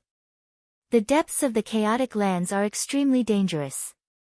Although the barbarians have gathered into tribes, it is not easy for them to survive. So for many years, they have developed a custom. The elders of the tribe who are old and weak and can no longer hunt in the central regions of the chaotic lands have to leave the tribe and fend for themselves." Xin slowly opened her mouth. She felt a chill run down her spine and a patch of icy white faintly appeared in front of her eyes. It was as if the beautiful world in front of her had suddenly been flipped upside down, revealing a cruel and cold side. Lu Chen's calm voice continued, "This should be the case for these barbarians. Because they are old and weak, they cannot stay in the central regions of the chaotic lands where the demonic beasts are extremely dangerous. They can only slowly migrate to the outskirts and settle down in this river valley in the outskirts. They wait for their deaths while harming others." As Lu Chen spoke, he glanced at Xin and saw the expression on her face. He suddenly said, "You heard it just now, right? That trap was meant to capture you. Do you want to know what will happen to you if he captures you alive?" Xin looked at him blankly. Looking at Lu Chen's calm yet deep eyes, she suddenly felt a bone-piercing cold, as if she had fallen into an icehouse. Chapter 68. What will happen? Xin asked in a low voice. Lu Chen looked at her face and slowly said, "If you fall into a trap and are captured alive, without any ability to fight back, he will first rape you, then chop your body into pieces and slowly eat them." He pointed at the bloody leopard's leg on the ground and expressionlessly said, "Just like that thing." Blarg. Xin looked at the leopard's leg and finally could not bear it anymore. Her body trembled as she rushed to the bushes at the side. She bent her body and retched. Her face was as pale as paper. Lu Chen quietly looked at her. He did not comfort her, nor did he continue to say those cruel words. After a while, Xin seemed to slowly calm down. She panted as she straightened her body and walked back step by step. She didn't dare to look at the dirty and ferocious old barbarian anymore. She didn't even dare to look at the leopard's leg on the ground. She only timidly walked to Lu Chen's side. After hesitating for a while, she said in a low voice, "Big brother Lu, let's go, okay?" This time, Lu Chen unexpectedly agreed to her straightforwardly. This made Xin feel a little strange. But then, she saw Lu Chen turn around and walk towards the barbarian who was moaning on the ground. This man did not roar, did not scold, and did not overflow with killing intent. Even his expression did not seem to change. But Xin felt that the surrounding temperature suddenly became a little colder. The barbarian old man seemed to have sensed something as well. He howled in pain and cursed angrily. His body shrank back with all his might, leaving behind a trail of blood on the ground. But all of this was useless. Lu Chen quickly walked in front of him. Then, under the horrified gaze of Xin, he raised the black dagger and stabbed it. The incomparably sharp blade instantly pierced through the barbarian's flesh and stabbed into the barbarian's heart. The old barbarian's entire body tensed up and curled up. He shouted some strange and unclear words. After a while, the dirty and ferocious head drooped down. His body stiffened and he stopped breathing. Lu Chen pulled out his sword and walked back. His expression was indifferent, as if he had just done something very normal. He said to Xin, "You can go now." Xin blankly nodded. She looked at Lu Chen and suddenly felt an impulse in her heart. She could not help but ask, "Brother Lu, do you have a grudge against these barbarians?" Lu Chen's body paused for a moment. He did not turn back. After a while, he said, "I have a grudge against them. But it is not to the extent that I have to kill them. But if someone wants to kill me first, I will kill them first." Exin was speechless. Her expression was complicated. Everything that happened in front of her, including Lu Chen, was completely different from the simple life she had met in the past. It was far beyond her understanding. If the person who saved her yesterday was a strange and brave man, then today, Lu Chen seemed to have suddenly become a completely different person. Let's go. Lu Chen, who was in front, turned around and called out to her. Exin was shocked. She quickly replied and quickly walked over. But just as she walked past the cave and was about to walk up the slope to leave with Lu Chen, suddenly, a few sorrowful cries came from the entrance of the cave. Then, a small body climbed out of the cave with some difficulty. It was a puppy with black fur and a white stripe on its back. One of its hind legs was unnaturally drooping on the ground. It seemed to be broken. Its body was also messy and dirty. It looked extremely miserable. The puppy struggled to climb out, as if it had used up the last bit of its strength. It desperately wanted to live. Then, it barked a few times at Exin, who was not far away. Woof, woof, woof, Exin stopped in her tracks. Her face showed that she could not bear to see it. This kind of compassion made Exin feel a little strange. In the past, when she passed by some towns, she had seen such pitiful stray dogs and cats. But at this moment, her heart seemed to be especially soft. Maybe it was because from last night until today, she suddenly saw too much killing and blood that she had never seen in her life. That kind of heavy pressure almost made it hard for her to breathe. Or maybe, she was simply soft-hearted. So, she turned around and walked towards the puppy. Lu Chen, who was in front, stopped and looked at her. He frowned. Exin walked to the side of the puppy and squatted down. She carefully looked at it and immediately found that the situation of the puppy was worse than she had imagined. In addition to the broken leg, there were at least a dozen large and small wounds and cracks on the puppy's body. It was not an exaggeration to say that it was covered with cuts and bruises. Some of the flesh near the wounds even looked a little rotten, exuding a disgusting stench. It was really hard to imagine what kind of torture this puppy had suffered in the hands of the ferocious barbarian in the past days. Let's save it. Exin turned around and shouted at Lu Chen. Lu Chen shook his head expressionlessly. Exin clenched her teeth and slowly stood up. The puppy looked at her and softly barked a few times. Exin's expression changed. The life and death experiences from last night to today flashed in her mind. Those extremely bloody scenes suddenly stimulated her to the point of nausea. She didn't know where the courage came from, or maybe it was a sudden burst of resentment after being suppressed for too long, but Exin suddenly stomped her feet and took out a piece of cloth to wrap the little black dog. She then struggled to pick it up with one hand and walked away with her head lowered. When she walked past Lu Chen, she did not dare to look at his face, but her body still paused for a moment. Then with a soft and slightly trembling voice, she said, I want to save it. After saying that, she ran forward in big strides. Lu Chen's face showed a stunned expression. Looking at the girl's back, his face showed a rare look of confusion. This woman, what is in her brain? He muttered in a low voice, shook his head and followed. However, he had only taken 2 steps when he suddenly heard a cry in front of him. Lu Chen was startled and looked up. He saw that Exin was running too fast and didn't see the road clearly. Just as she entered the forest, she tripped on a shrub branch and fell on her back. The puppy was also thrown out and landed in the grass with a plop sound. Immediately, wails and cries of alarm rose and fell one after another. Lu Chen sighed helplessly and looked up at the sky. Then he walked over to help Exin up. Exin's face was red and she did not dare to look at him.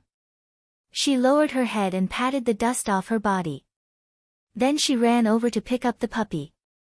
Who knew that when she moved, Lu Chen pulled her to the side. Exin panicked and said, "Don't stop me, I want to save, shut up." Lu Chen stopped her in a bad mood and walked over to pick up the puppy.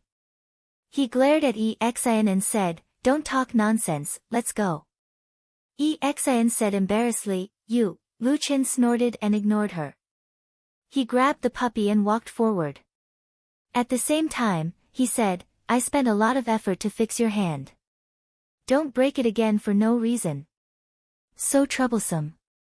Exin's mouth opened. Looking at the man's back, the corner of her mouth suddenly curled up, revealing a happy smile. Hey, why are you in a daze? Lu Chen, who was in front, turned back and shouted. Exin jumped in fright. She quickly chased after him while saying, Coming, coming. She ran behind Lu Chen like a wisp of smoke, closely following him as they walked out of the forest. Chapter 69. The two of them walked all the way out of the forest and returned to the river valley. Under the sunlight, the bloodthirsty demon flowers were still incomparably gorgeous, and the yellow leopard that had been dragged over not long ago had long disappeared, leaving only a bloodstain on the ground. Lu Chen and Exin walked directly out of the river valley. No matter what, with such a large field of bloodthirsty demon flowers growing here, it was really not a pleasant place to be. After walking out of the river valley, Lu Chen found a flat and safe place by the river. He first put down the little dog in his hand, then called Exin over and examined her injured arm. In the end, he nodded and said, It's good, the bones are not crooked. As he spoke, he looked as if he had been relieved of a heavy burden, but it was unknown whether he was worried about Exin, or remembering the results of his previous treatment for her. After saying this, Lu Chen walked to the side, minding his own business.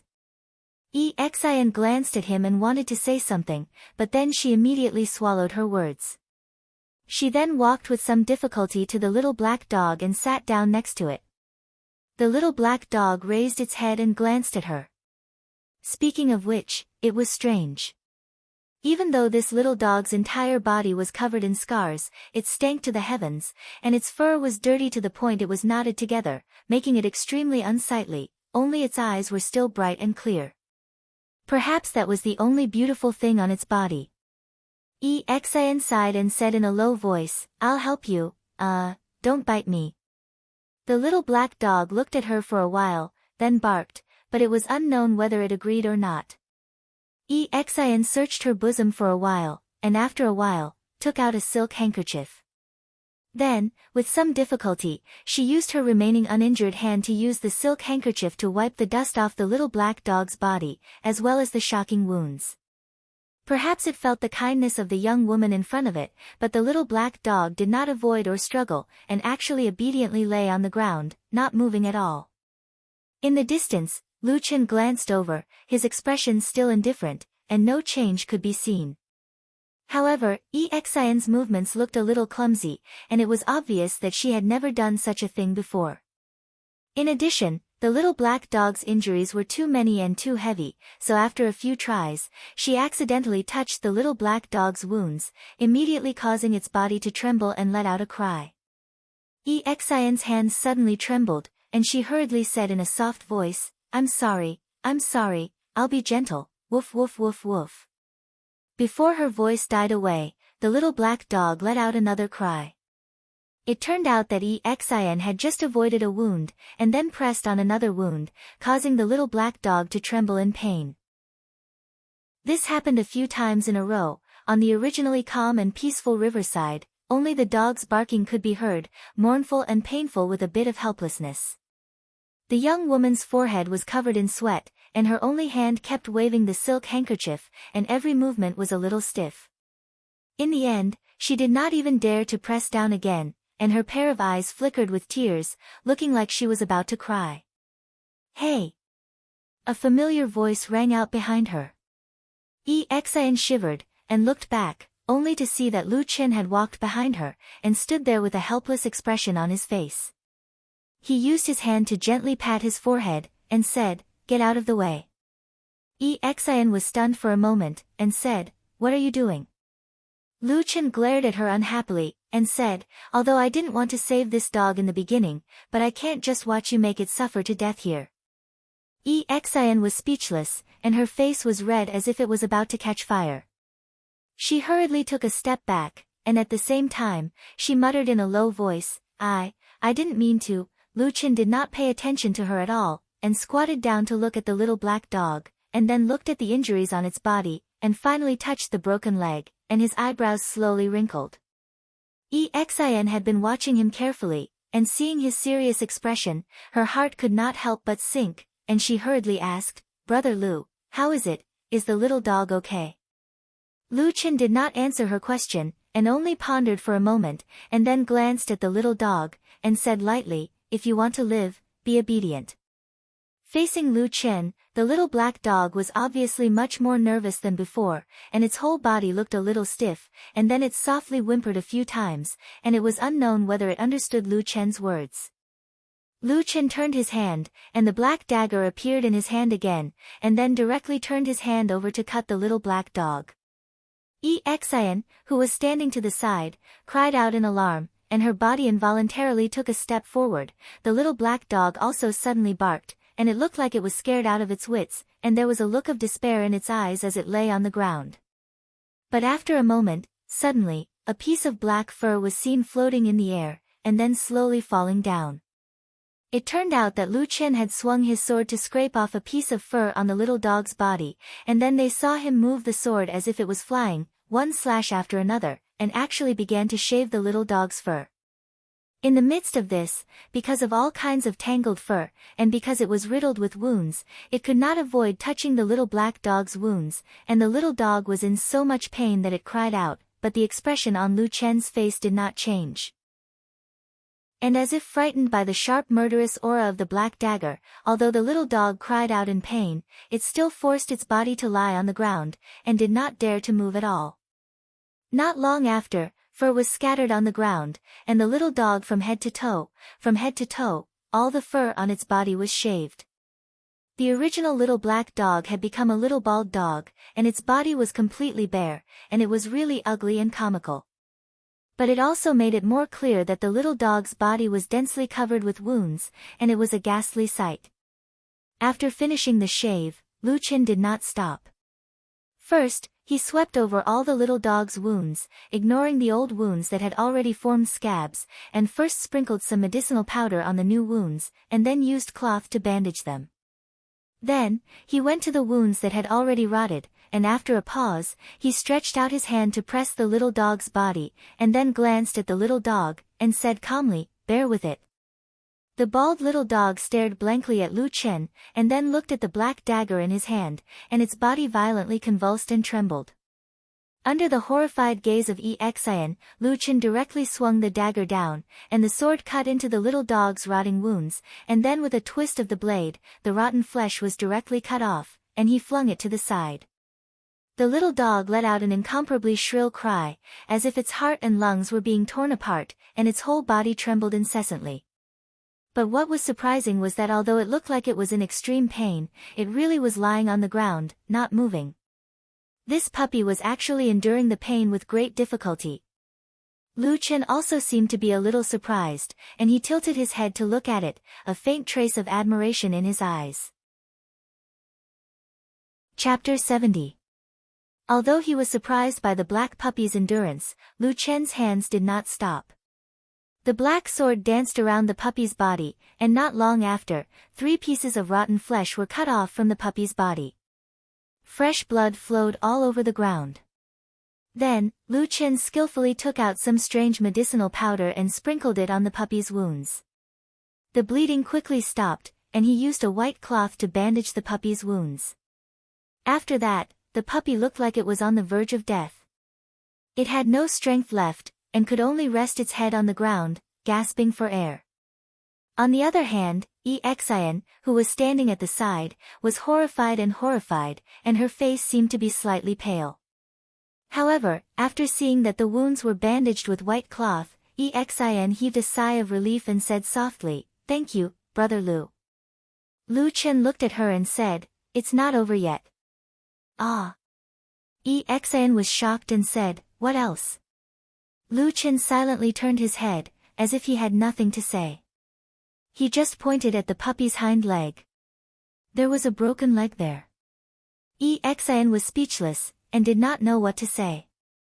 Fortunately, Lu Chen did not say much.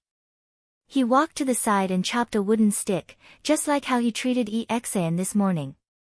Taking advantage of this gap, Exian squatted beside the puppy and said softly, "Puppy, don't be afraid. Brother Lu is very powerful. He will heal all your wounds. This leg is different from your hand." Lu Chen's voice rang in her ear. Exian looked up and saw Lu Chen squatting down again with a wooden stick. He said calmly, "Although your hand is broken, it was reattached quickly and there is medicine. If there are no accidents, it will recover in 1 or 2 months. However, this puppy's leg is different. It has been broken for too long." "Ah, what will happen to it?" Exian asked anxiously. Lu Chen thought for a while and said, "It can probably be reattached, but it definitely won't recover. The best case scenario is that it will become a lame dog." "Lame dog?" Exian muttered blankly. She didn't know what to say. On the other side, Lu Chen had already grabbed the broken dog's leg. First, he checked the wound, then he cleaned it carefully. He carefully aligned the bones and applied some medicinal powder. Finally, he used a strip of white cloth to tie the dog's leg tightly to the wooden stick. At this point, the plan to save the dog had finally come to an end. Looking at it now, not only was the original black puppy bald, its body was also covered with white strips of cloth, and a wooden stick was tied to its hind leg. It was as comical as one could imagine, but compared to the tragic scene in the barbarian's cave, it was much better. After such a torment, they were delayed for a long time. The two of them did not travel far that day. In the end, they only walked for a few miles from the river valley before the sky darkened. As usual, it was not allowed to light a fire in the night in the disordered land. Lu Chen and Exian did not stay in the open space near the river bank. According to Lu Chen, when night came, it was very likely that some monsters would come to the river bank to drink water. At that time, staying there would only lead to death. Exian naturally listened to Lu Chen. Thus, the two of them found a tall tree and climbed up, bringing along the dog. When the sky was completely dark, Exian leaned against the tree trunk and hugged the wrapped-up dog in her arms. She comforted it softly, looking like she was comforting a child. Her voice was slow and gentle, like the whispers of the forest, but also like a warm spring breeze. "Don't be afraid. We've already saved you, so of course we won't abandon you. At least we'll wait until you've recovered. When that time comes, I'll let you go. Even if you let it go, it will still die," Lu Chen, who was sitting on the other side of the tree, suddenly said. Exian was a little surprised. "Why?" Lu Chen raised his head and looked at the gloomy and dark night sky. After a moment of silence, he said, "Didn't you ask me earlier why this kind of dog doesn't need to be saved?" "Yes. This dog is a mixed breed. Its bloodline comes from 2 kinds of monsters, the snow wolf and the black jackal. The snow wolf was a proud and powerful high-grade demon beast. It had always lived alone. When the male snow wolf is in heat, it will casually rape the weak black jackal because it can't find a mate. However, it will never care about its offspring. The black jackal, on the other hand, is naturally fierce and autistic. It especially values the purity of the dog's bloodline. Once a mixed breed like this appears in front of the black jackal, it will be attacked by all the black jackals and directly torn to pieces. This is also the reason why these mixed breeds almost never grow up. Almost all dogs are bitten to death as soon as they are born." Exian silently lowered her head. The puppy in her arms softly whimpered. No one knew if it was complaining about its tragic fate. Why this unlucky puppy was not bitten to death when it was born and why it fell into the hands of the old barbarian to be tortured. These things were naturally untraceable now. However, the following days were considered peaceful. Lu Chen led Exian and the puppy forward in the disorienting lands. They did not encounter any major problems along the way. About 5 days later, they finally returned to the Leaping Tiger Gorge. Thinking about it, it was as if they had gone around in a circle and came back. However, there were 4 of them when they entered the disorienting lands, but only 2 were left. This inevitably made Xin feel a little sad. On the contrary, in these 5 days, the unlucky puppy seemed to have a cheap life. Its heavy injuries actually healed very quickly. After a few days, it was able to run around on the ground. However, just as Lu Chen had said before, this puppy's leg was forever lame. When it ran, it would limp, making it look very awkward and ugly. Strangely enough, after this puppy was able to move around freely, Lu Chen and Xin did not hold on to it. However, the puppy obediently followed them and never showed any signs of sneaking away. It just followed them all the way. As they entered the Leaping Tiger Gorge, Lu Chen glanced at the puppy. Seeing that it was very curious as it limped back and forth, looking at the surrounding scenery, Lu Chen could not be bothered with it. Instead, he said to Xin, "After this, we will be considered to have left the disorienting lands. Let's go our separate ways here." Xin's footsteps paused for a moment. After a moment of hesitation, she looked at Lu Chen with a sincere expression of gratitude. She said, "Brother Lu, I really thank you." Lu Chen smiled and said, "Don't mention it. It was nothing." Xin shook her head and sighed. "It's not like that.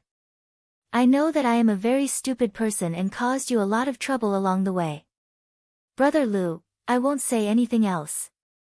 If there is a chance in the future, come find me at Kunlun Mountain. I will definitely." Huh?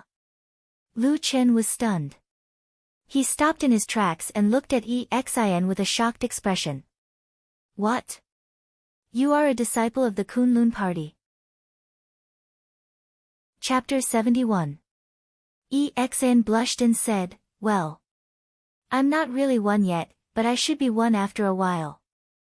Lu Chen became curious and asked a few more questions.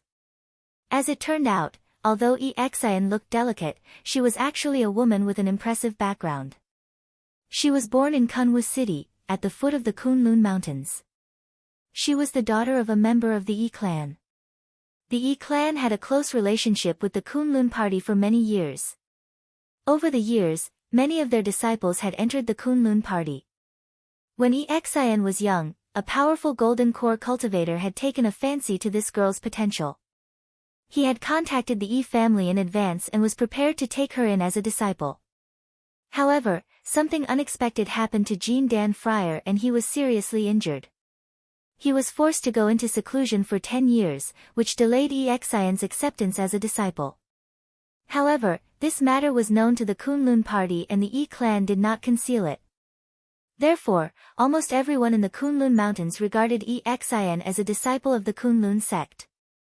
The two people who came with Xin this time were also official disciples of the Kunlun party. When they accepted the task of gathering the dusk fog flower, they brought Xin with them. Firstly, it was to show their closeness. Secondly, it was also to curry favor with Jean Dan Friar, who was rumored to be recovering from his injuries and coming out of seclusion. Once that powerful person came out of seclusion, it wouldn't be long before Xin officially entered the Kunlun party. "Congratulations, congratulations," Lu Chen said to Xin with a smile. Xin smiled and nodded. Looking at Lu Chen, she felt that this man's smile was gentle and his face was calm. He looked harmless, but he didn't have the cold murderous aura that he occasionally displayed in the land of chaos.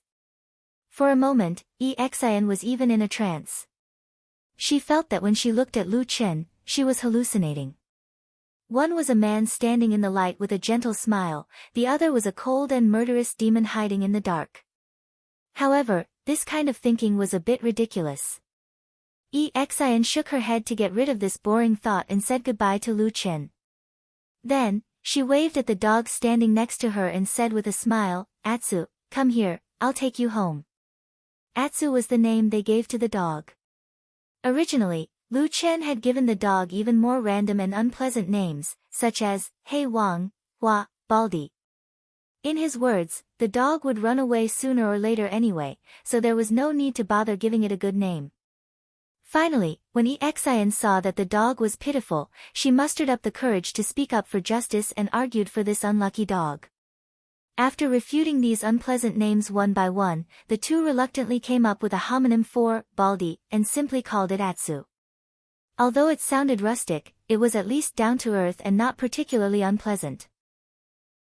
Although it still felt a little like calling a peasant dog, looking at Atsu's current appearance, not only was it bald, it was also wrapped in a lot of cloth strips. Coupled with that limping leg, it really didn't look good. It might not even be as good as a real peasant dog. So a peasant dog, so be it. That was probably what Exin thought helplessly at the time. However, ever since they left the river valley in the land of chaos, Exin had grown to like Atsu a little.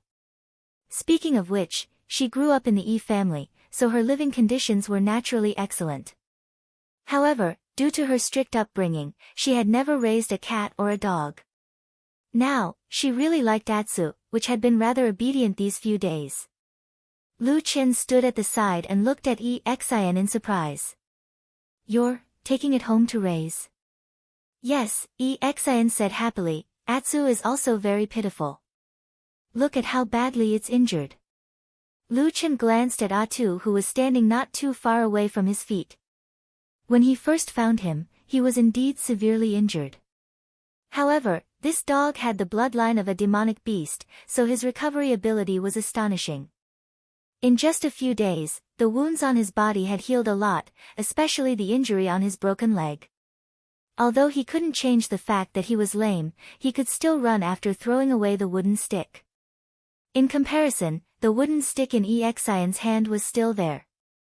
Lu Qin shrugged and said, "If you want to raise it, then raise it. Up to you.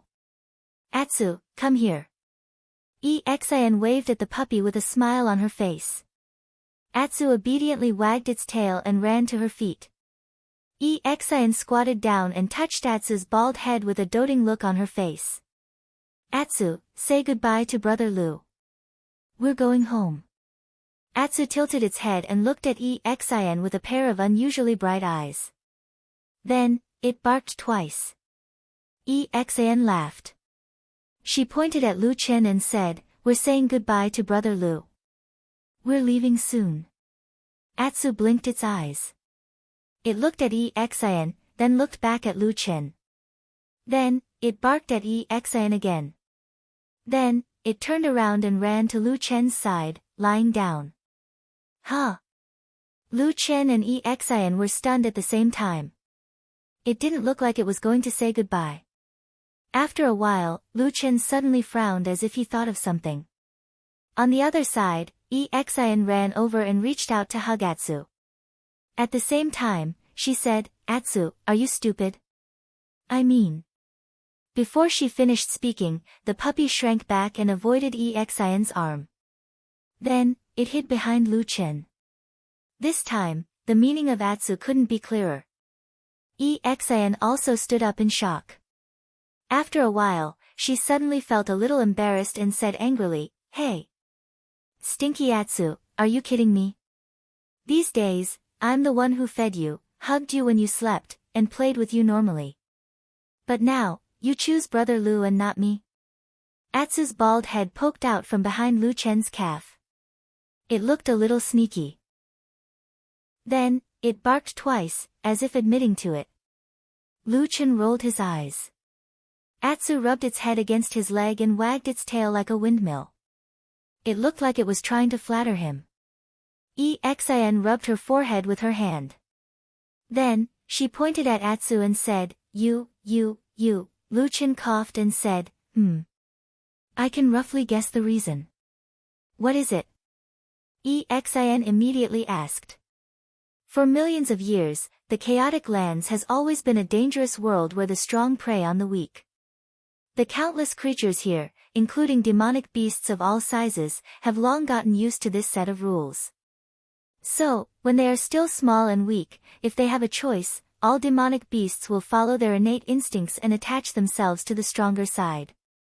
Lu Chen looked at Exin and smiled. He didn't finish his sentence. Exin stood rooted to the ground. Her pretty face was a little red. After a while, she said hatefully, "Damn it, even a little bastard like you is looking down on me." Chapter 72. Atsu looked at Exian with some affection in its eyes, but it still refused to come out from behind Lu Chen. It seemed that it was determined to follow Lu Chen.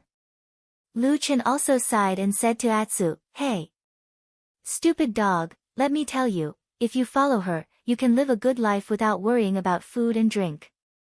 That is a happy life. If you follow me, you won't have a good life. Maybe you will die in the wilderness at any time." That's right, that's right.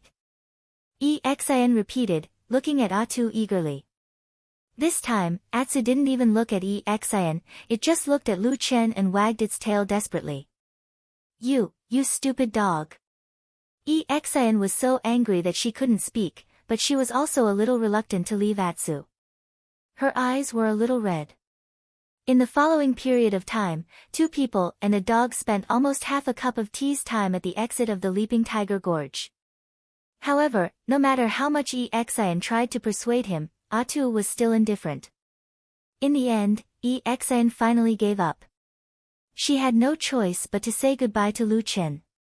Before she left, she sighed and said to Lu Chen, "Brother Lu, from now on, Atsu is in your hands, you must, when I am hungry, I will kill it and stew it." Lu Chen said to Exian very calmly. Exian was stunned. After a while, she stammered, What did you say?" Lu Chen said matter-of-factly, "I didn't want to keep a dog. Even when I saved it that day, you insisted. I didn't ask it to follow me. If this dog insists, I can stew it and eat it.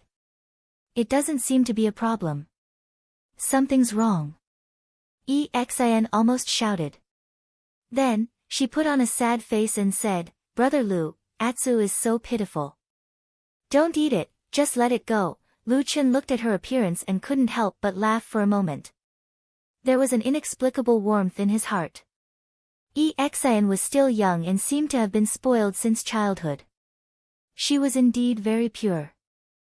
However, he didn't know why her family would allow such an inexperienced girl like her to come to such a dangerous place like the Land of Chaos. Lu Chen was startled. He frowned and looked at Exian from head to toe.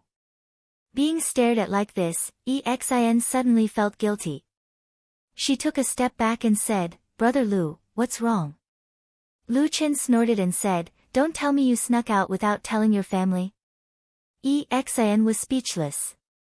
Her beautiful face flushed red. Looking at her, the answer was obvious. Lu Chen shook his head and said, "Forget it, it's none of my business. But we all know each other. You should be more careful in the future and don't run around." Exian lowered her head. Her eyes reddened as if she had thought of something. "I know. I will definitely apologize to my parents when I get back. And I even implicated Senior Uncle Han and Senior Brother He. If it wasn't for me, they..." "Hey!" Lu Chen suddenly interrupted her and frowned. "What nonsense are you talking about? What does their death have to do with you?" Exian bit her lip and said, "My cultivation is low. When the black jackals surrounded us, I couldn't help them, so, nonsense." Lu Chen snorted with disdain, and he looked at the young woman as if he was looking at an idiot. "Are you stupid? This has nothing to do with you. It was your first time coming to the chaotic lands. Han Nanzu and He Gang are proper disciples of Kunlun. They have cultivation and experience. Isn't it natural for them to take care of you? Wasn't it their fault that we ended up in that situation?" He sneered and said, "Not to mention the fact that I reminded them several times before I left that day. It's fine if you're young and insensible, but those 2 men were actually blinded by greed. They deserved to die. Instead, they dragged you down. Do you understand?" Exian was at a loss. After a while, she said with uncertainty, "Is that so?" Lu Chen said, "Of course it is so. Exian, I'm telling you, it's a good thing that you're kind-hearted, but if you can't tell right from wrong and blame yourself for everything you see, then you're not kind-hearted." Exian lowered her head and blushed. She glanced at him from the corner of her eye and asked guiltily, What is that?" Lu Chen said angrily, "That is called being stupid." Everything that needed to be said had finally been said. The dog that needed to go was stubbornly refusing to leave. Exin, who could not do anything about Atsu, finally waved goodbye to Lu Chen and the dog. Before they parted, she repeatedly exhorted Lu Chen and begged him for two things. First, he must not eat Atu. He is very obedient and honest, and he is fated to be with us. If he eats him, there might be retribution. Second, Big Brother Lu, if you have the chance in the future, you must come to Kunlun Mountain to find me, okay? It is too dangerous to be a guide in the land of chaos. Why don't I beg my parents and master to help you find a job as a Kunlun Party's odd job disciple? It is safe and comfortable, and you will be respected when you go out. Also, don't forget to bring Atsu to find me. I know. Even though Lu Chen was experienced, he could not stand the girl's long-winded pleading. He said, I will not eat this dog. At most, I will ignore it. It is getting late. You should be on your way. Woof woof, woof woof woof woof. Atsu lay at Lu Chen's feet and barked at Exin. Exin nodded. She was a little reluctant to part with Atsu. She had not seen much of the world. This time, she had stayed with Lu Chen and Atsu for so many days, so she had some feelings for them. She looked back with every step and waved her hand every 2 steps. She slowly left Lu Chen and walked forward. Lu Chen and Atu looked at her together, and then gradually, the look in the eyes of the man and dog became a little strange. They must be a little reluctant to part with me. Exan thought. She felt a little warm, but also a little shy. Her footsteps became slower. But at this moment, she suddenly heard Lu Chen's somewhat exasperated voice from behind her. Hey! What? Exin suddenly turned around and looked at Lu Chen. You are walking in the opposite direction. Exin suddenly froze on the spot as if she had been petrified. She looked around with difficulty and found that she had walked into the Leaping Tiger Gorge again. A moment later, she suddenly let out a soft cry and covered her eyes with her hands. She didn't dare to look at Lu Chen and Atu again. She turned around and ran away with large strides, disappearing into the distance like a wisp of smoke. Vaguely, it seemed that Lu Chen's voice came from behind the dust. It seemed that he was talking to the dog beside him. Atsu, I can't believe there is someone more stupid than you, woof woof woof woof. Atsu barked again and again. It seemed to be very dissatisfied. Chapter 73. Autumn had passed unknowingly, and the Crescent City outside the land of chaos had also entered winter. Compared to the legendary Great Ice Sea of the North that could freeze people into ice cubes, the winter here was not considered difficult. At most, one would need to add 1 or 2 layers of clothing. If a cultivator was strong enough, even this could be waived. Lu Chen walked leisurely in the Crescent City, and not far behind him, a limping black puppy was following closely. Although he had warned Exin sternly when they parted, Lu Chen did not really slaughter Atsu in the end. The current Atsu was completely different from when he was found in the land of chaos. The shaved hair on its body had grown back, and it was no longer that ugly bald dog. And at this moment, Atsu's body was a size bigger than before. Its black fur was glossy, and its movements were relaxed and agile. Its pair of dog eyes were bright and intelligent, and it looked very lively. It was as if its entire body had become a different dog. Probably only its lame leg still stubbornly recorded its painful past. After passing a street corner, in front of him was the busiest market in the Crescent City. People came and went, and the noise was like waves of water. Lu Chen looked left and right, and continued to walk forward without a change in expression. Behind him, Atsu looked around, and suddenly burrowed into the crowd, disappearing in the blink of an eye. Lu Chen casually looked back, and his expression was indifferent as if he did not care. He just continued to walk forward, and not long after, he walked to the busiest place in the market. Suddenly, he saw a group of people gathered in front of the bulletin board on the street, whispering and discussing, as if they had seen something surprising. Lu Chen's curiosity was piqued, and he also walked over.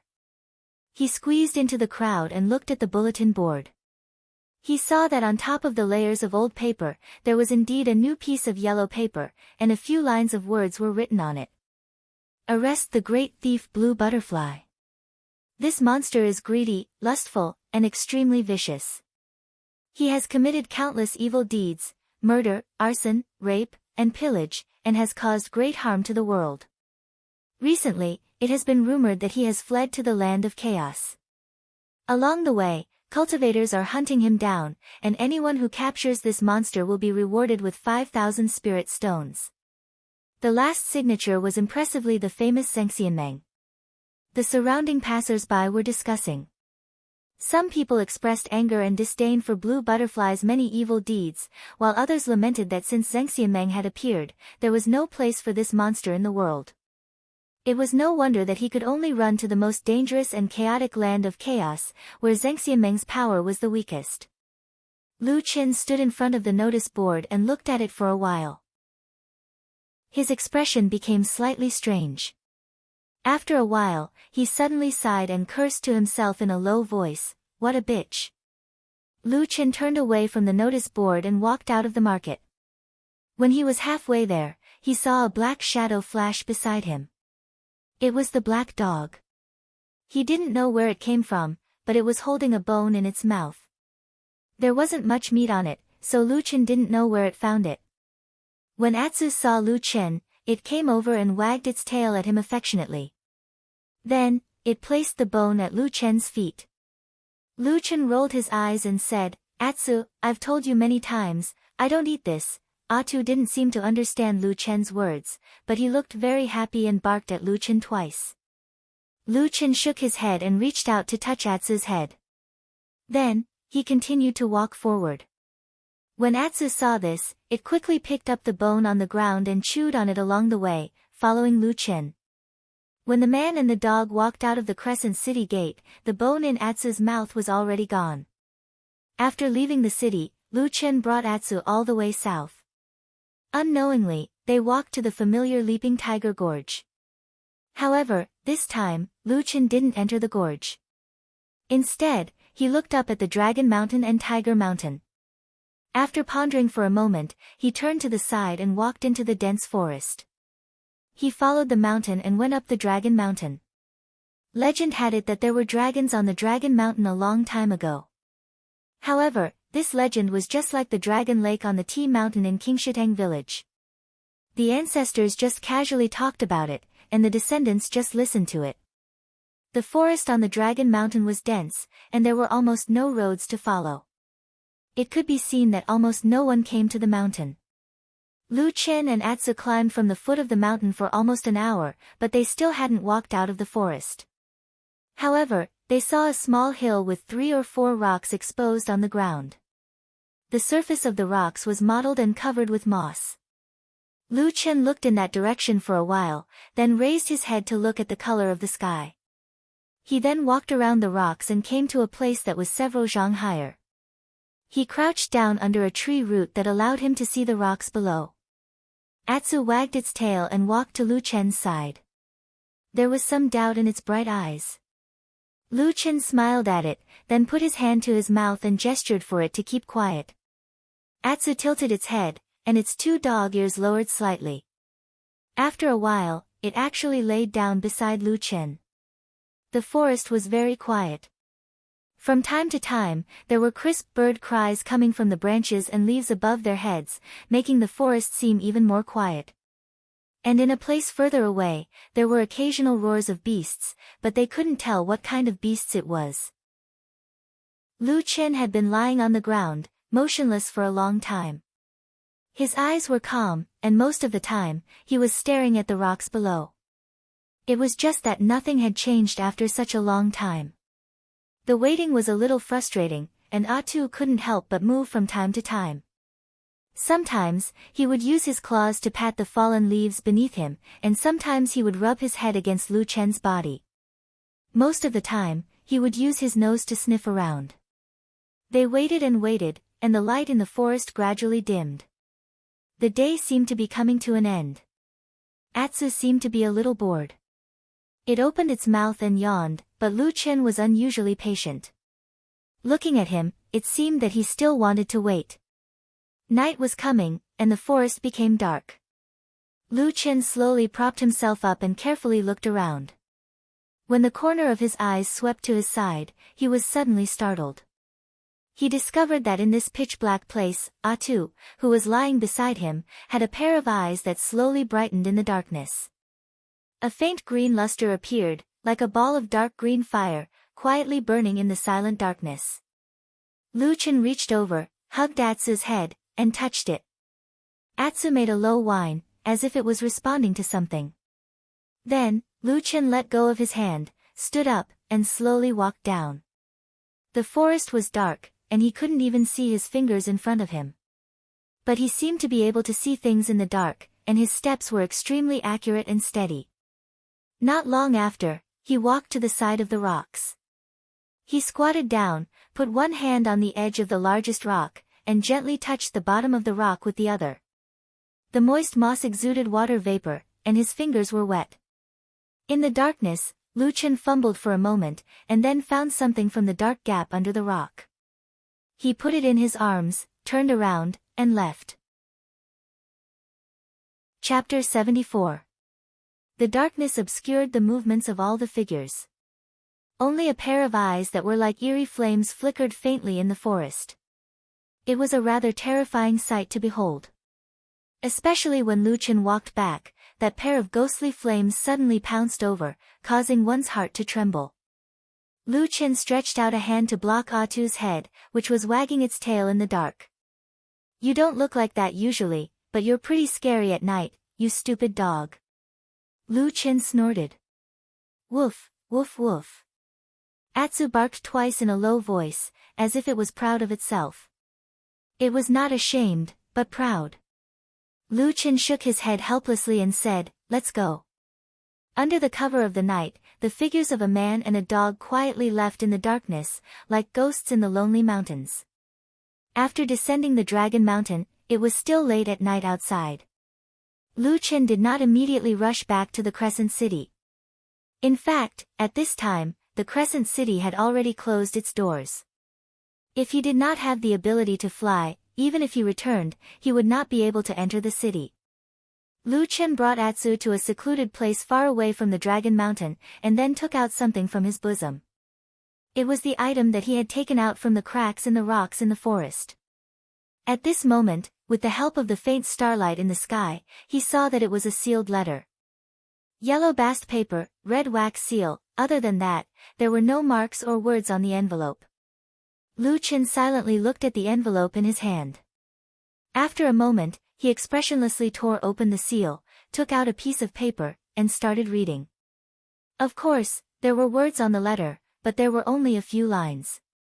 Lu Chen quickly finished reading it. When he saw the last sentence of the letter, his face, which had always been calm, suddenly changed. It was a very strange change. It was not anger, nor was it joy. It was like a kind of memory. All kinds of emotions surged into his heart in an instant. They flashed across his eyes. At that moment, his expression was so complicated. But in the end, everything returned to silence. Phew! A sudden soft sound startled Atsu, who was lying next to Lu Chen. When he turned his head, he saw Lu Chen lighting up a small match in his hand. Then, he lit up the letter together with the envelope. The flames quickly swept up and engulfed the letter. The light of the fire illuminated Lu Chen's face in the darkness and was reflected in the depths of his eyes. After a while, he sighed softly and said in a low voice, "The ghost won't go away." Lu Chen woke up when the first ray of sunlight shone from the horizon. Without any hesitation, he led Atsu to the south. When the leaping tiger gorge appeared in front of him, Lu Chen did not hesitate at all. He strode forward and re-entered the land of chaos. Atsu, the black dog, did not seem to have much resistance to returning to the old place. Instead, it seemed to be very excited about this vast mountain world. It ran and jumped around in front of and behind Lu Chen. It sniffed everywhere with its nose and found a few towering trees to pee on. However, no matter what, Atsu would not be too far away from Lu Chen. In fact, it followed Lu Chen even more closely than when it was in Crescent City. It almost never left Lu Chen's sight. One man and one dog walked all the way. The route they took was actually the same as the route that Lu Chen took to the Black Armor Mountain with Xin and the others. Therefore, on the second day, Lu Chen and Atsu once again stood at the fork in the road near the Black Armor Mountain. Atsu stuck out its tongue and squatted on the ground, looking left and right. Its expression was relatively calm, and it didn't seem to be excited about returning home. Or perhaps this stupid dog didn't even remember that a place not far from here might be its home. Lu Chen glanced at the Black Armor Mountain in the distance and walked in another direction with an indifferent expression. That direction led to the deeper part of the Land of Chaos. In that direction, there was a past that was buried in the passage of time. It was full of blood, hatred, and betrayal. There was a deserted valley there. On the sixth day, Lu Chen and Atsu arrived at the deserted valley. The dangers and difficulties they encountered on the way were far greater than what they had experienced in the Black Armor Mountain. The demonic beasts on the way also rapidly became stronger. Especially the closer they were to the deserted valley, the more dangerous the demonic beasts became. Even the invisible signs of the spiritual power of the five elements became much more intense. Fortunately, Lu Chen seemed to be particularly good at this kind of dangerous thing. After many times avoiding the ferocious demonic beasts and many strange dangers, he and Atsu finally arrived at the outside of the valley. The deserted valley was a steep valley surrounded by mountains. There was only a narrow passage connecting it to the outside world. Since ancient times, there had been a strange power in the deserted valley, which made it impossible for all living creatures to live in it. That was why it was called the Deserted Valley. 10 years ago, there were remnants of the divine sect of the Three Realms doing evil in this place. However, they were detected in advance by the righteous Zhengxianmeng, who sent an army to surround and annihilate them. The evildoers were wiped out, and the world was cleansed. It was said that the battle was earth-shattering, the wind and clouds changed color, the mountains shook, and the evildoers of the devil sect suffered heavy casualties. However, after the battle, this place was filled with evil spirits. Ordinary cultivators with weak cultivation couldn't get close to it. It was said that it was caused by a curse cast by the great cultivator of the devil sect before he died. Anyway, this valley was originally deserted, so after a long time, no one came here. When Lu Chen walked on the narrow mountain path, he looked at the somewhat familiar mountainous terrain around him. There was a trace of complexity in his eyes. However, when he walked to the entrance of the deserted valley, he suddenly stopped. In his memory, there was a figure standing on the small hill next to the mountain path. The mountain breeze blew past, the clothes fluttered. Lu Chen was in a trance for a moment. It was as if he saw a handsome man in white. But that illusion disappeared in a blink of an eye. What reflected in his eyes was a fatty standing against the wind. Hey! That fatty stood on a high place, waved at Lu Chen with a laugh, and shouted, "Long time no see." Lu Chen's mouth twitched, looked at the stupidly fat old ma jumping down from the small hill. He sneered and said, "Why are you not dead yet?" Old ma sternly said, "This is not right of you. We have known each other for a while. We have been neighbors in the same village for 10 years. You come up and ask me if I am dead or not. Can we still be friends?" Lu Chen spat and said, "If we are friends then don't come and bother me."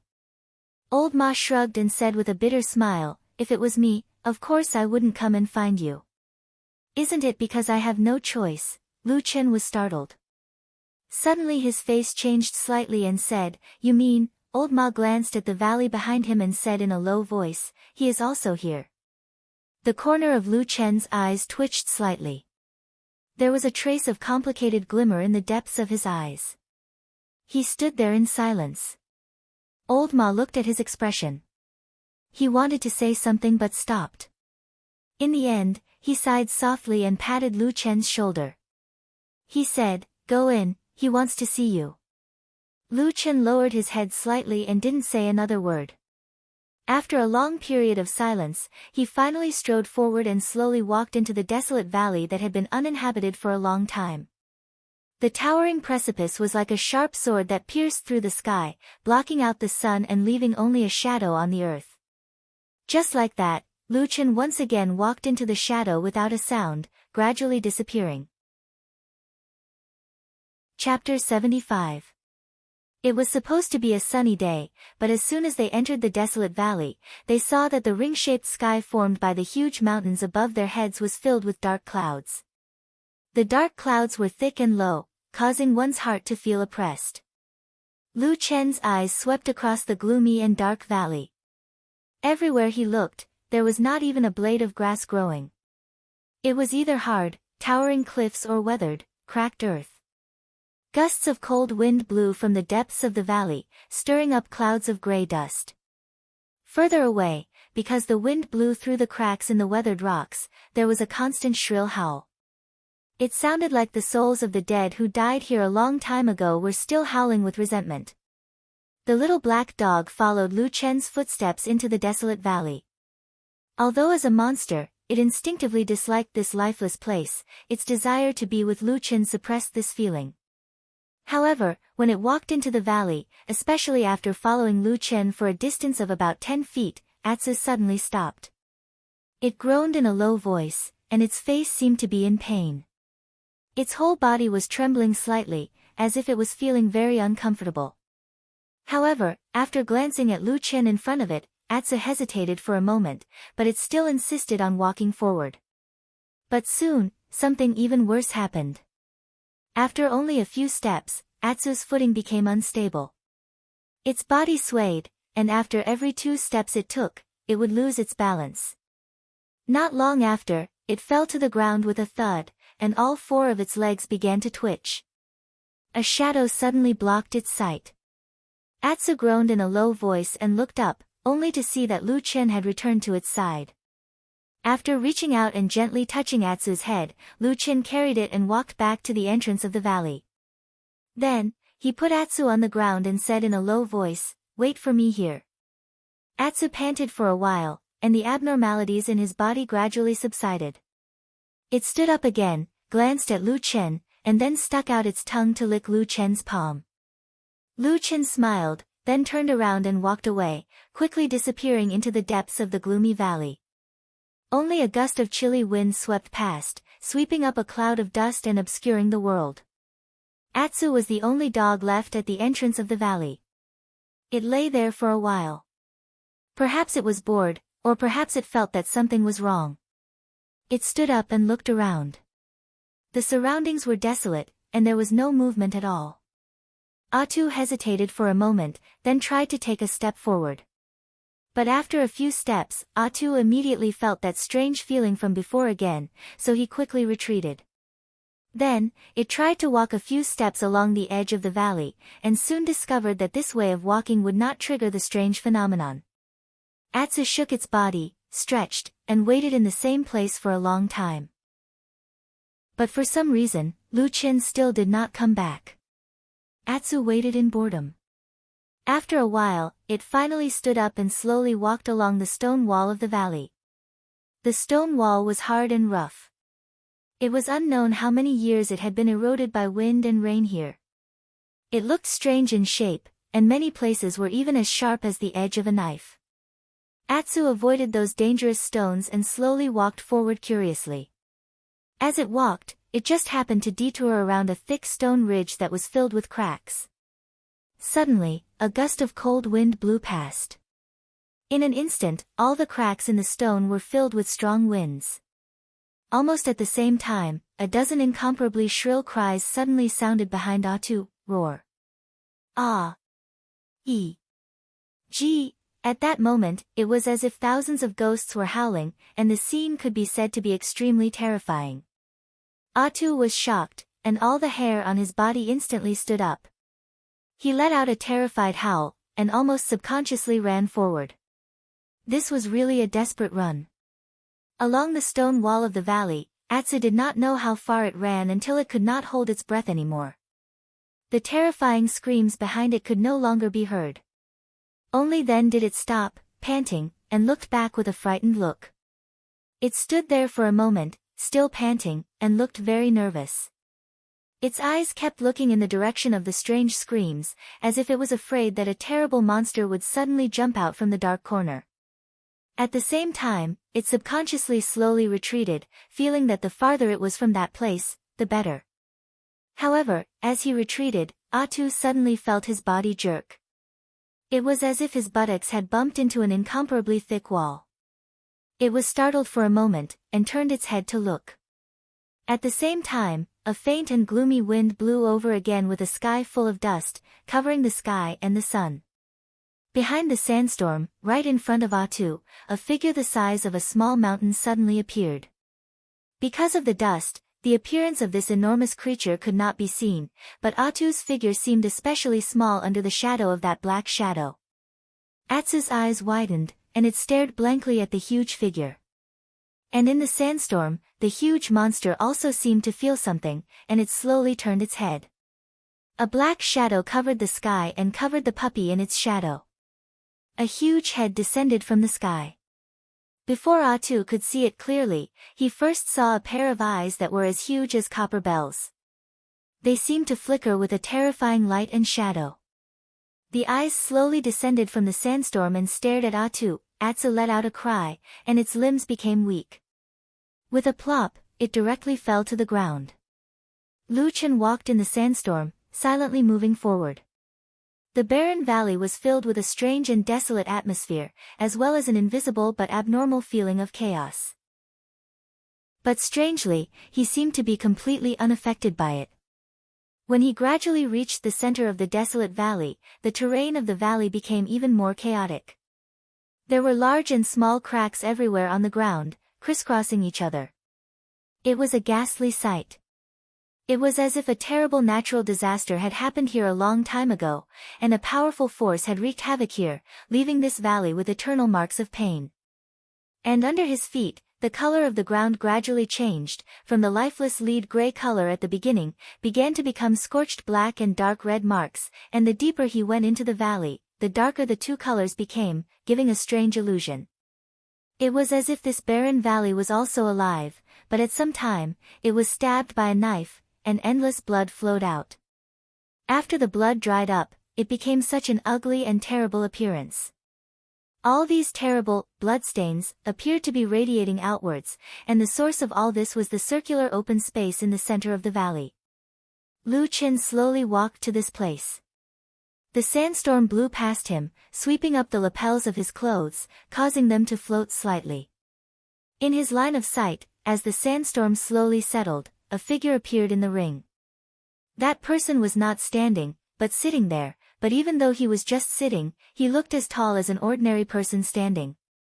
He sat in the circular open space, which seemed to be the source of all pain, horror, and devastation, and also the source of all power, with his back facing Lu Chen, looking at this side of the world. After a while, the sandstorm rose again, and his figure became a little blurred. In the wind, a voice came, gentle and calm, sounding very similar to Lu Chen's usual tone. "You're here." Chapter 76. Lu Chen stood 10 feet away from that person, his eyes looking at the back of the figure in front of him with a complicated expression. Even though there was still sand and dust drifting in the air, but with the naked eye he could still see that the figure was very broad, even if it was only in terms of width, that figure alone could be equivalent to 3 ordinary people. In other words, it was a fatty. A very, very fat fatty, so fat that old Ma would immediately become thin in front of him, to the extent that he would become a small magician in the presence of a big magician. Perhaps after a long time of greeting, there was no reply from Lu Chen. The sitting figure with some difficulty slowly turned around, looked at Lu Chen, and then a smile seemed to be heard. He beckoned and said, "Come over." Heaven and earth suddenly held their breath, the sand and wind abruptly stilled. The desolate valley was instantly silent. In that circular open space, all the wind and sand seemed to suddenly freeze, only a white and fat palm passed through the sand and wind, gently waving. After a moment, the tiny and seemingly omnipresent grains of sand in the air, like a silent winter rain, fell down with a pitter-patter. The sand and wind that separated the two people, just like that, suddenly disappeared. Lu Chen looked up, all around him was empty, but further away, there was still sand and dust. Only in this place where they stood, it was as if a spherical pure land had been dug out from between heaven and earth. There was no wind, no sand, only the two of them. Great power could be seen in the small, going against heaven and earth to give birth to creation. That person, sitting on the ground, very very fat, bald head and big ears, kind eyebrows, a gentle and calm smile on his face, a pair of eyes bright and clear, but also seemed to have some vicissitudes of life, as if he had seen through the world. He sat cross-legged, his hands looked a lot longer than ordinary people, his large robe covered his body which was like a small mountain, looking like the legendary Maitreya Buddha smiling at the human world. Sit. The man gently patted the ground in front of him, smiled and looked at Lu Chen. Lu Chen slowly walked over and stood in front of him. Even though one was standing while the other was sitting, the bald fatty's stature was not much shorter than Lu Chen's. One could imagine how tall and terrifying a giant he would be if he really stood up. Lu Chen's gaze was fixed on the bald fatty, but he had no intention of sitting down. Instead, he stood there silently. Of course, this was a little rude, but the bald fatty did not seem to mind. In fact, the gentle smile in his eyes deepened, as if he was looking at a stubborn and unruly child in his family. I haven't seen you for 10 years. The bald fatty said with a sigh. How have you been? Not good, Lu Chen said. The bald fatty nodded and said, I think so too. It's been hard on you.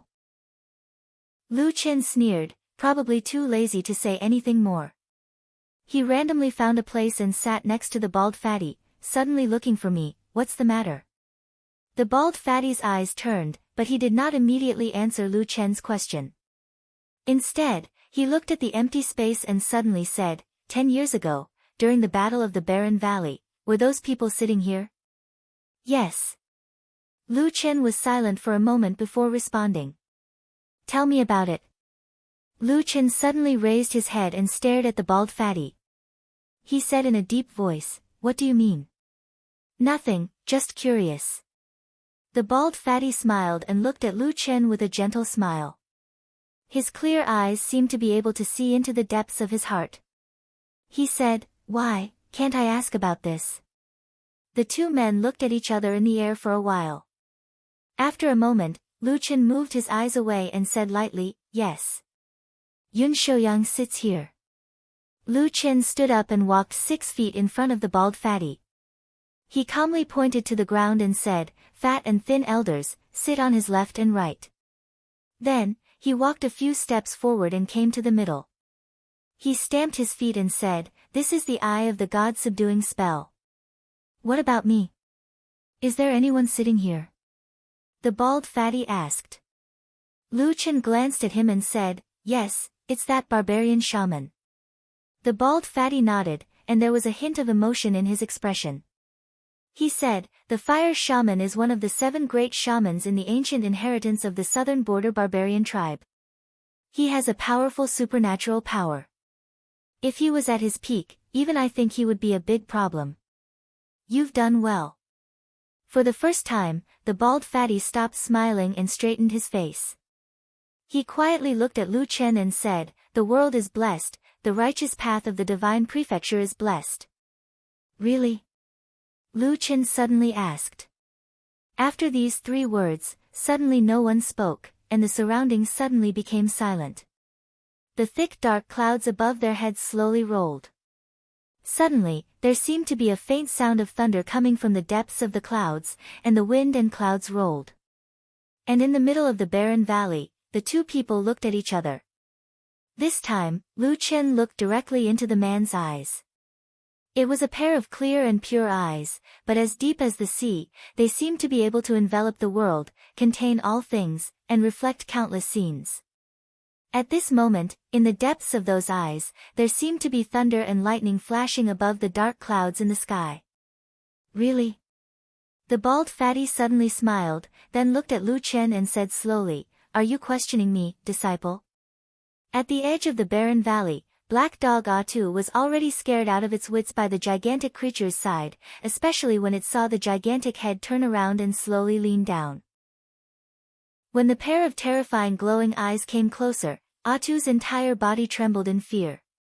From this enormous figure, there was an unusually powerful aura that caused Atu to feel reverence and fear from the bottom of his heart. It was even to the extent that at this moment, he was practically unable to even let out a wail, and he could only lie on the ground and shiver. The wind blew and stopped, and the dust drifted down. A huge head slowly emerged from behind the wind and stretched out in front of Atsu. Atsu felt that one of the eyes on this huge head might be bigger than its own head, so it could not even see what kind of monster it was. After the huge shadow glanced at Atu, it stared at him for a moment and then let out a low moo. It seemed to be disdainful, but it also seemed to be uninterested.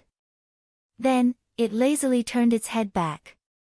It was also at this moment that Atsu finally calmed down, and it finally saw the figure in front of it clearly. It was a huge oxen, lying on the edge of the stone wall. Its body was very large, like a small mountain. However, the strangest thing was that on the head of this oxen, there were two giant horns. The horns were as smooth as jade, and faintly shone with spiritual light. Chapter 77. In the center of the valley, the atmosphere was a little stiff and no one spoke for a long time. Lu Chen stood in the middle of the circle and slowly turned around to look at his surroundings. All he could see was a desolate scene. However, in his eyes, there seemed to be another scene that was so hot that it was suffocating. It was a burning flame, a huge pillar of light that fell from the sky, a magnificent power that could split the heavens and the earth, and a light shadow that shattered into countless pieces like a nightmare. Along with it, there was also the pain of the black flame that seemed to be engraved in the depths of his soul and would never be forgotten. "I'm not your disciple." Lu Chen suddenly smiled. Looking at the bald fatty, he said calmly, "You're the high and mighty perfected Lord Tianlan, who is respected by all, and I'm just a shadow in a dark corner." After he said that, the expression of the bald fatty, who had a dignified and imposing manner that seemed to be able to swallow the world, or rather, the legendary figure perfected Lord Tianlan, suddenly changed. He lowered his head slightly, and there seemed to be a touch of pain in the depths of his eyes. After a while, he smiled bitterly and said, "Do you hate me in your heart?" Lu Chen shook his head slowly with a complicated expression, as if recalling something from the past. He said, "I don't think so. It's just that I often have nightmares over the years. I dream that I killed a lot of people. I dream that the ground is covered with fire and blood, and I dream that there are mountains of corpses and seas of blood." Perfected Lord Tianlan frowned, and a strange expression flashed across his face. He asked, "What happened?" After a moment of silence, Lu Chen looked up at him and said, "Back then, after I secretly destroyed the god-vanquishing spell here, the black flame curse immediately took effect and burned my flesh and soul. I was in great pain, and my mind became muddled. I only vaguely remember that I walked out of the valley, and there seemed to be a fight in the middle. The bloody scenes in my dreams seemed to be from that time." "You didn't remember wrongly." Perfected Lord Tianlan suddenly interrupted him and said indifferently, "The plan that we made that day was to cooperate with each other from the inside. After you destroyed the god-vanquishing spell in the valley, Zhengxianmeng's army launched a fierce attack from outside. Because most of the elites of the Three Realms Fiend cult were gathered here, the battle was extremely tragic. The mountains of corpses and seas of blood you saw were probably the scene at that time." Lu Chen was stunned, as if he didn't expect perfected Lord Tianlan to be so direct. He hesitated for a moment and said, "Is that so? Then I dreamed that I killed a lot of people." Perfected Lord Tianlan said, "No. You fainted not long after you left the valley and was saved by someone. You didn't fight for long. You didn't fight. You didn't of fighting at all. Of the battle that year. You saw." Lu Chen was silent for a long time, but the gloominess on his face gradually lessened and he seemed to be more relaxed. After a while, he let out a long breath. Perfected Lord Tianlan sighed softly and said, "It's my fault. If I could meet you once in all these years, maybe you wouldn't be so sad." Lu Chen shook his head and said, "It's none of your business." "Oh right, Elder Yun Shouyang of the fiend cult had a son and a daughter. The son's name was Yun Jian and the daughter was Yun Shaoqing. Do you know what happened to them? Perfected Lord Tianlan pondered for a moment and said, they died in that battle. Lu Chen hesitated for a moment and said, how did they die? Perfected Lord Tianlan looked at him and said, when Zheng Xianmeng's army besieged the valley, they resisted stubbornly with other evildoers of the fiend cult and killed many of our cultivators. They were killed in the battle. They died in the battle. Yes. Lu Chen was silent again. After a while, he suddenly shook his head and sighed. Then, he looked at Perfected Lord Tianlan and his eyes seemed to have regained some of their original brightness. He said, all right, after saying so much nonsense, you still haven't told me why you're looking for me. Perfected Lord Tianlan smiled and said, that's right. A good man should face life with a smile. Lu Chen snorted and said, easy for you to say. If you're capable, let the black fire burn for 10 years before saying that. As he spoke, he was still a little indignant. He cursed under his breath and said in a low voice, damn fatty. Perfected Lord Tianlan smiled and shook his head, as if he did not hear that complaint. He said, I do have something that I need your help with. What is it? Go to the Kunlun party and find an evildoer of the fiend cult that has been in hiding for many years. 5 years ago, one of my secret agents in Fuyunji accidentally discovered a certain stronghold of the fiend cult in the Immortal City. Then, under Shui Ying's leadership, Fuyunji put in a lot of effort and finally sent people to infiltrate it. However, after the battle in the valley, the fiend cult that was greatly weakened became more cautious and the infiltrators could not get close to the core. Until a month ago, we suddenly received a secret letter from him, saying that he had already found out that the fiend cult was secretly setting up a great conspiracy and the person in charge was a fiend cult elder. When Lu Chen heard this, his pupils suddenly constricted. Perfected Lord Tianlan glanced at him indifferently and continued, however, things suddenly changed at this point. The people of the devil cult suddenly noticed this and immediately counterattacked. We also tried our best to help but we were still a step too late. That person is dead. Before he died, he only said 2 things to me. 1. There is a spy of the fiend cult in the Immortal Alliance and his position is extremely high. 2. The fiend cult has a great plan but there is a key person in their plan who is still hiding in the Kunlun party. We don't know his intentions but once that person completes the mission, the fiend cult will definitely succeed. The severity of the disaster is even greater than the disaster of the god-subduing curse in the valley. The valley became quiet again. For a long time, the 2 of them did not speak. After a while, Lu Chen said softly, why me? It's not like you don't know that the black flame curse has almost destroyed my cultivation. Now I am not much different from a mortal. Perfected Lord Tianlan shook his head and said, in this kind of matter, cultivation is not the most important. Even 10 or 100 Jean Dan Friar may not be able to compare to you. Lu Chen smiled bitterly.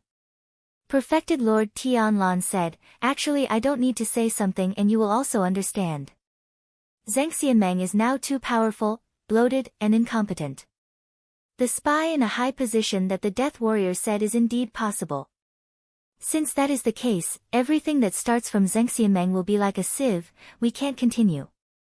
To do this, we must find a person who even Zheng Xianmeng does not know.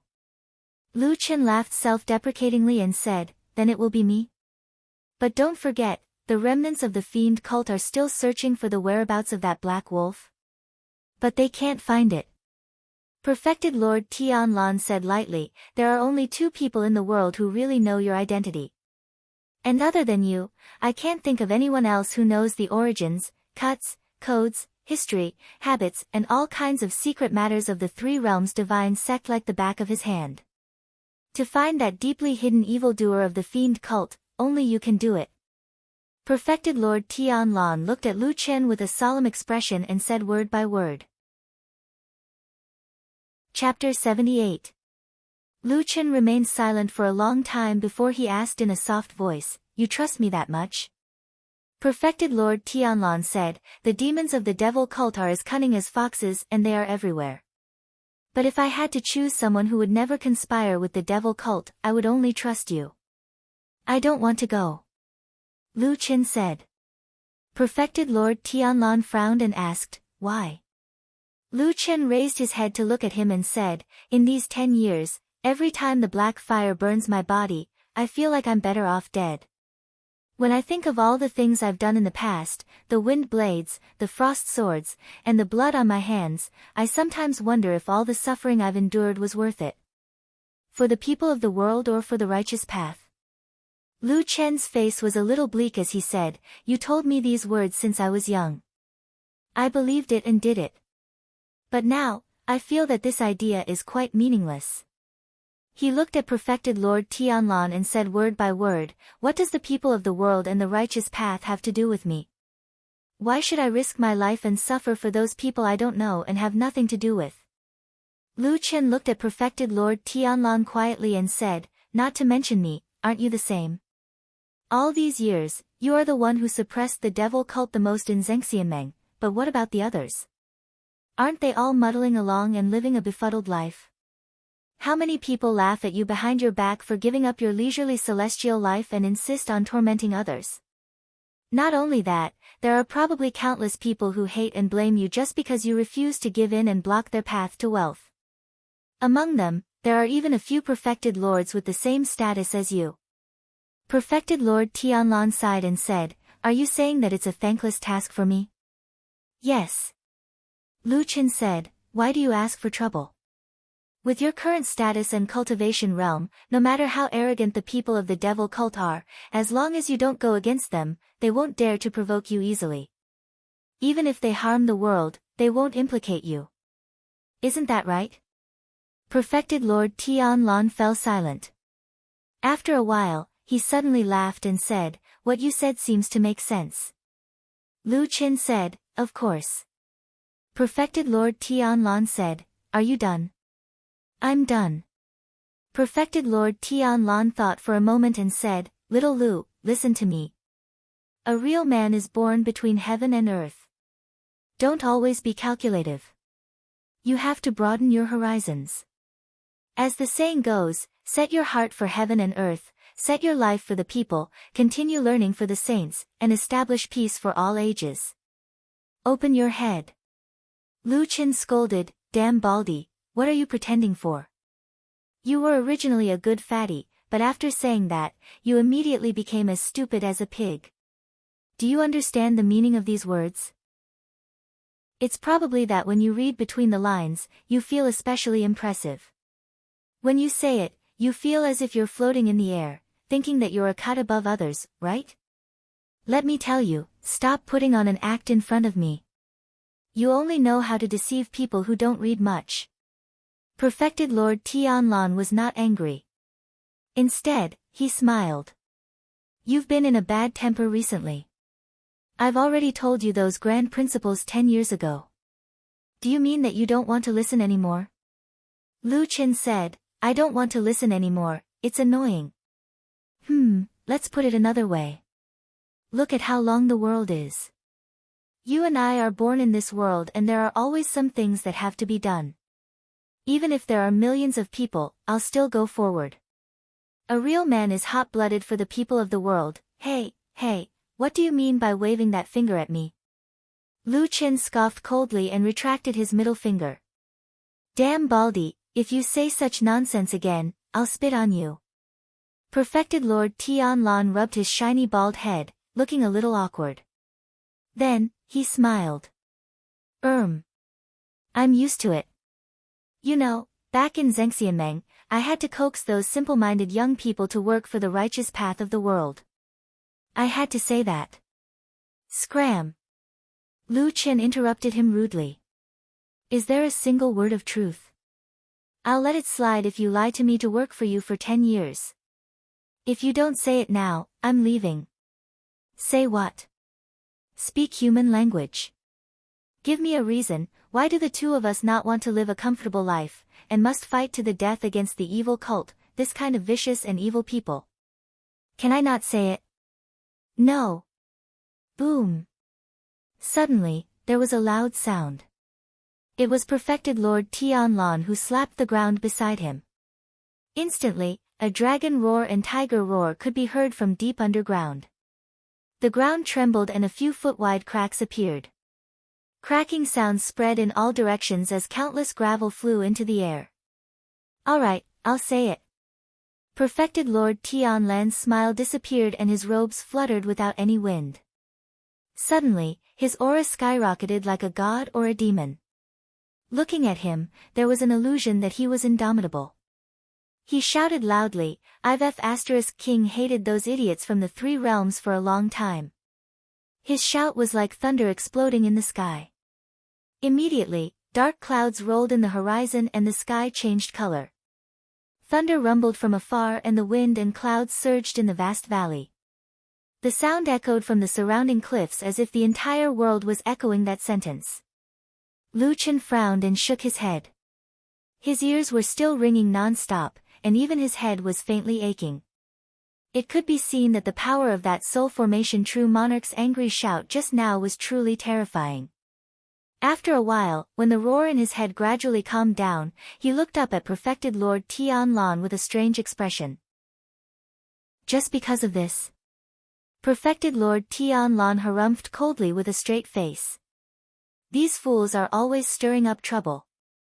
For the sake of some weird idea of unifying the three realms, they're going all out and causing trouble, causing us no peace. I've always liked the world to be peaceful since I was born. I like the skies to be clear and the people to live in peace. I'll look down on the common people to prove the great Tao of immortality. In the end, I was almost annoyed to death by them. Since they're making me unhappy, shouldn't I kill them?" Lu Chen looked at the bald fatty for a long time and suddenly laughed. "It's been 10 years and you've become so vulgar. Where's the majestic aura of a soul formation perfected lord?" Perfected Lord Tianlan spat. "It's all because I was angered by you, my traitorous disciple." Lu Chen waved it off. "Don't say that. Back then, you told me clearly that you didn't acknowledge me as your disciple after I joined the fiend cult. Even if I die in front of you, I'll just die on my own." Perfected Lord Tianlan froze for a moment and suddenly fell silent. After a while, he sighed and said in a low voice, "You still remember it so clearly." Lu Chen did not reply and merely said, "Cut the crap. What do I get out of working for you this time round?" Perfected Lord Tianlan smiled. "Although I don't like fiend cults, eradicating them is for the sake of all living beings in the world. Isn't it a little inappropriate for you to ask for benefits out of the blue?" Lu Chen snorted disdainfully and said, "Is there?" "Yes." Perfected Lord Tianlan straightened his body and expression. After pondering for a moment, he looked at Lu Chen and said in a deep voice, "Apart from you, I have no other successor in my life. Now that this is over, I'll let you acknowledge your ancestors and join my Kunlun sect." Lu Chen harumphed and did not say anything. "I'll impart everything I've learned to you. Everything I have will belong to you. I truly feel guilty for the sufferings you've suffered in the past. Once this is over, I'll allow you to walk out of the shadows and stand in the light of the world. From then on, you'll be able to hold your head high and become a righteous disciple of a famous sect. Even if it's that 5,000-year-old Kunlun sect, as long as you have the opportunity, luck, and strength in the future, this old man will do his best to help you rise to the top. Why can't I hand over this famous sect to you?" At this point, perfected Lord Tianlan suddenly stood up. He was actually a shoulder taller than an ordinary person and his figure was strangely majestic. He looked like a mountain as he said word by word, "How about this?" Lu Chen frowned but still did not say anything. Chapter 79. After a long silence in the valley, Lu Chen sighed and said, "I'll agree to it." Perfected Lord Tianlan raised his brows and revealed a gratified smile. "Really? That's great. But I thought you wouldn't agree so easily." Lu Chen said indifferently, "The world is full of hardships and unfairness. For the sake of the people in the world, for the sake of the righteous path in the world, there are some things that have to be done." Perfected Lord Tianlan said. "How did you become like this after 10 years? You have a bright future. I learned all this nonsense from you. Lu Chen shook his head and said, those guys are always after me. I've been hiding for 10 years and I'm tired of hiding. I might as well take this opportunity to destroy them and get rid of all future troubles. This time, it was Perfected Lord Tianlan's eyes that flashed with surprise. How can you be so sure that we can take this opportunity to destroy the fiend cult of the Three Realms? Lu Chen smiled faintly.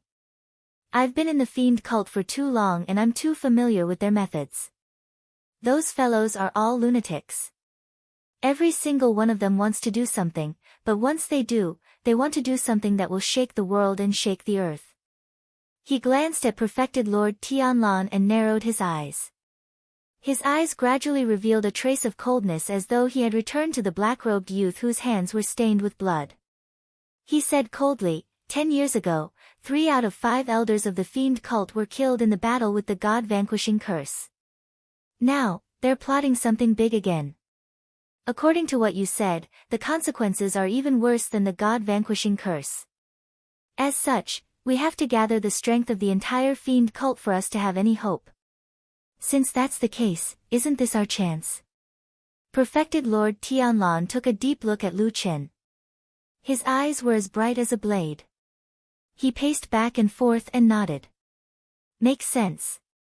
He then smiled. Indeed, you're the only one who can deal with the fiend cult of the Three Realms. Lu Chen snorted coldly and did not reply. After a moment of silence, he said, however, I still have a few things to tell you when I go to Kunlun. Speak. Lu Chen said, how do I join the Kunlun party? Perfected Lord Tianlan said, I am a Perfected Lord from the Kunlun party. It's too easy for me to arrange for a nobody like you to enter the sect. Naturally, it'll be done without anyone knowing. Don't worry. Lu Chen nodded and said, that's good. However, the Kunlun party has a disciple in the Qi refining state, Heng Chuan. He came to Qingshitang village where I live in seclusion and met me before. We even have some contacts. Maybe there are some hidden dangers. Perfected Lord Tianlan said indifferently, I'll get someone to send him out to work first. He'll come back after a year or so. Yes. Lu Chen continued, do you have any idea what the devil cult demons lurking in the Kunlun party are planning? This time, Perfected Lord Tianlan pondered for a while, then shook his head and said, the Kunlun party is a famous sect with 5,000 years of history. Although I'm a Perfected Lord, I can't completely grasp the sect's secrets. Currently, I know nothing about that person, so I can't tell you anything. Alright. Lu Chen smiled in a self-deprecating manner and said, anyway, it's not the first time. Perfected Lord Tianlan said, if there's nothing else, go find Xiao Ma and let him take you to Kunwa City first. I'll make arrangements later. Lu Chen nodded and turned to leave. However, after walking for about 10 feet, he suddenly heard Perfected Lord Tianlan's voice coming from behind. Oh yes, there's something I've wanted to ask you for a long time. Lu Chen turned to look at the unusually tall bald fatty and said, what is it? Perfected Lord Tianlan stared at him and said slowly, you joined the devil cult when you were young and hid for many years. During this period, you lived with the devil cult demons day and night. Do you know any close friends? Lu Chen was silent for a while, as if he was recalling the past. Then, he looked at Perfected Lord Tianlan's calm but unfathomable eyes. His expression did not change and he said calmly, no. On the other side of the valley, at the edge of the stone wall, a huge jade-horned green bull was lazily kneeling on the ground, and beside it, the pitifully small black dog, Atu, was cowering and hiding at the side. Seeing that oxen had been lazy since the beginning and didn't seem to want to pay attention to it, Atsu finally calmed down a little after its initial panic.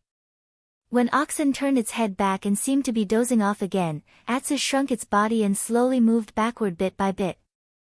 Its movements were particularly cautious, as if it was afraid of making the slightest sound and startling this huge monster.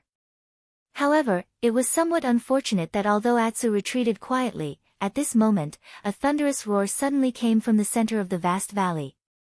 I have long disliked you for a long time. The roaring sound waves seemed to have substance, instantly sweeping up millions of dust and sand.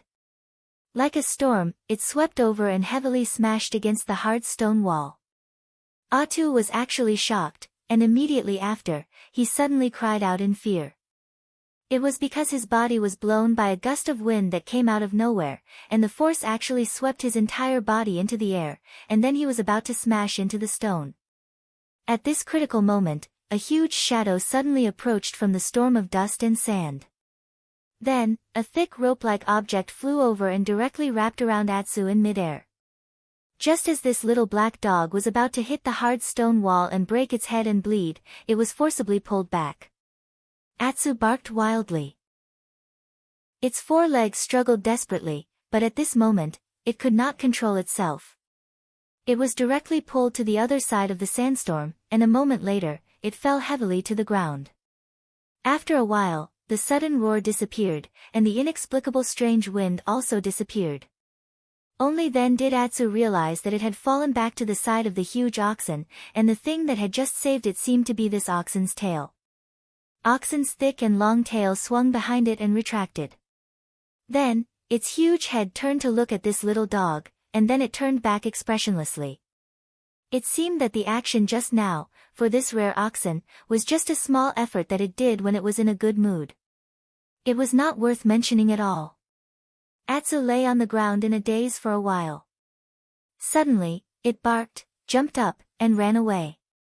Oxen seemed to be a little surprised. It looked back and saw that the dog was running away in a panic. After watching for a while, it swung its tail again and let out a low moo. Atsu ran all the way, and it didn't take long to run back to the entrance of the valley. Only then did it stop to catch its breath. After a while, Lu Chen also came out. Atsu quickly leaned over and used its head to rub against Lu Chen's leg.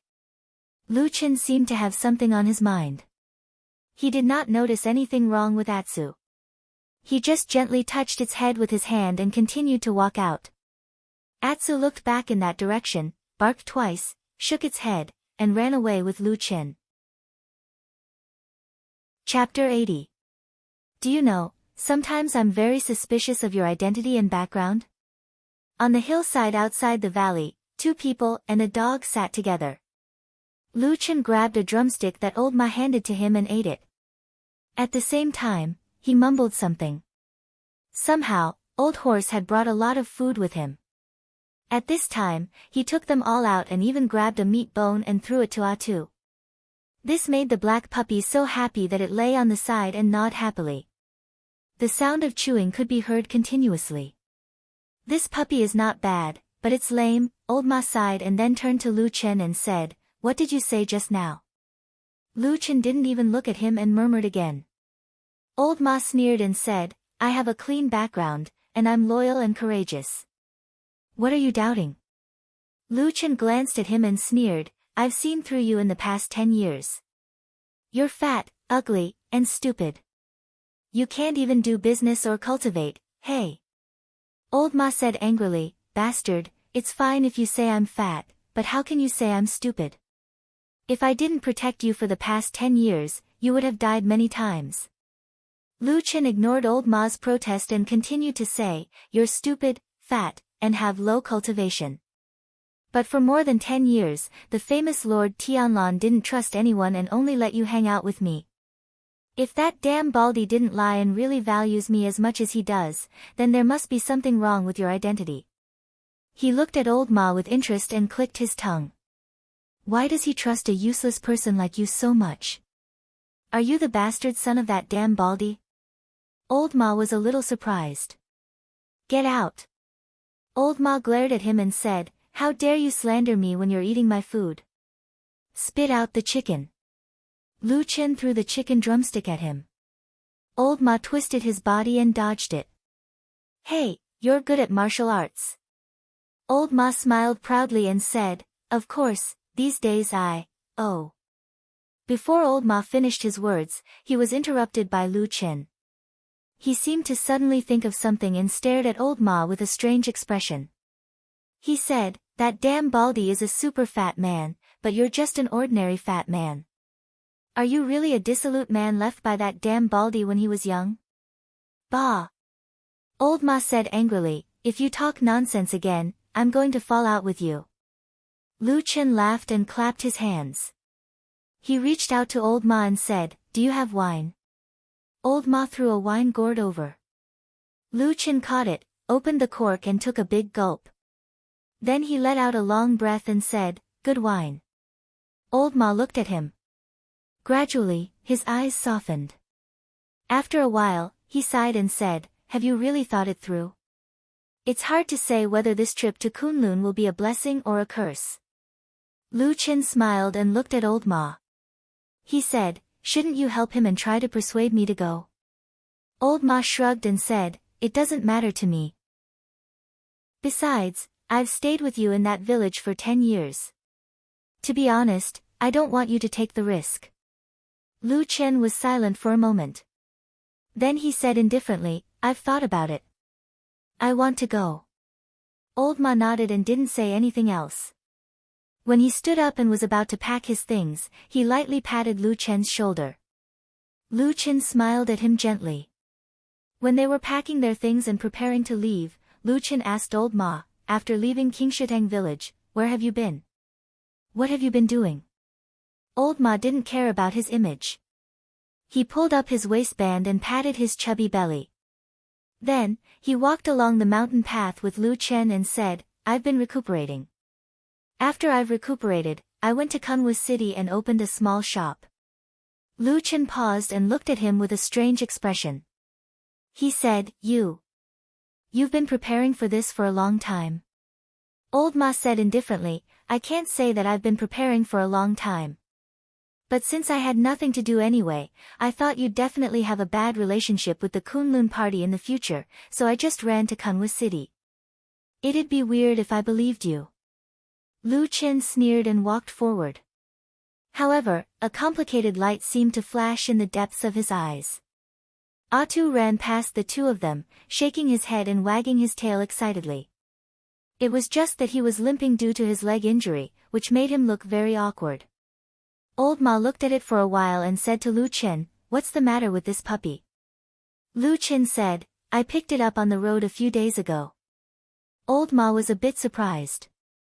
He said, huh? Has your temperament changed? Has your heart softened? Lu Chen said, no, I just thought that if I'm hungry and can't find anything to eat, I'll eat dog meat to stave off my hunger. Old Ma said. Just pretend I didn't say that. Lu Chen said, right, since you've settled down in Kunwu City, I presume that with your means, you must have investigated a lot about the Kunlun party. Let me ask you something. Have there been any particularly outstanding young disciples in the Kunlun party recently? Old Ma smiled complacently. Soon after, he pondered with rapt attention for a while and said, the Kunlun party is a famous and large sect.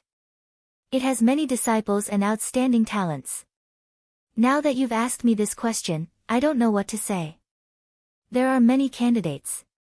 Lu Chen thought for a while and said, a few days ago, somewhere in this chaotic land, I met someone in the middle of the night. As he said this, he told Old Ma about the situation that happened that night. Then he said, the moonlight slash is a Taoist technique that is extremely difficult to cultivate in Kunlun. It's difficult for people who aren't talented to cultivate it. Plus, the person was a young woman. Perhaps you know about it? Old Ma frowned. After thinking carefully for a while, he shook his head and said, I know about the moonlight slash, but I really can't think of any young female Kunlun party disciple who could cultivate this technique in the past few years.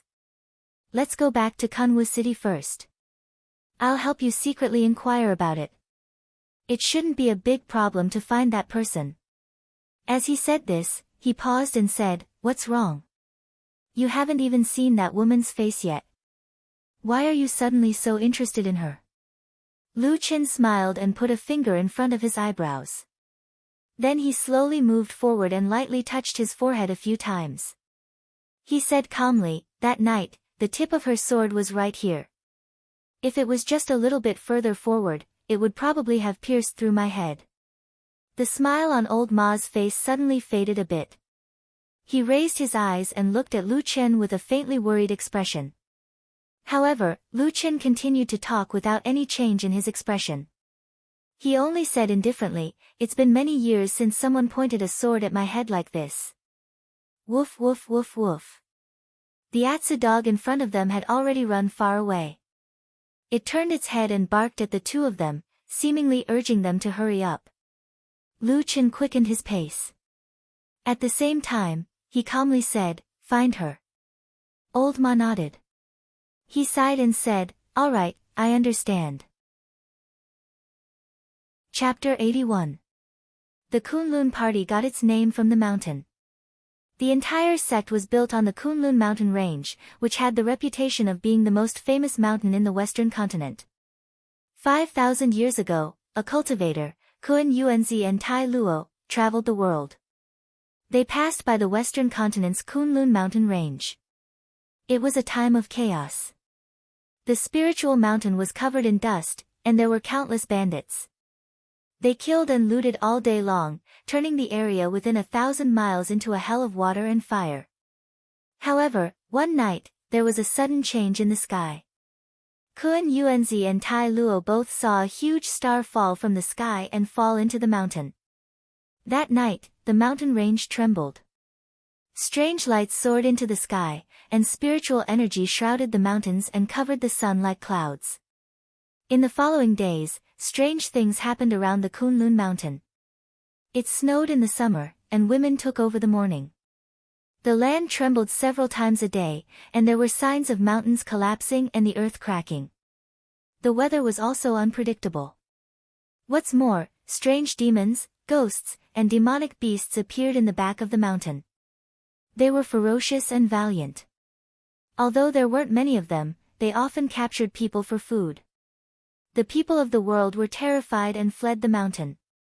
No matter where they were, they all said that a great demon had appeared in the mountain, and that it would bring disaster to the world and slaughter all living things.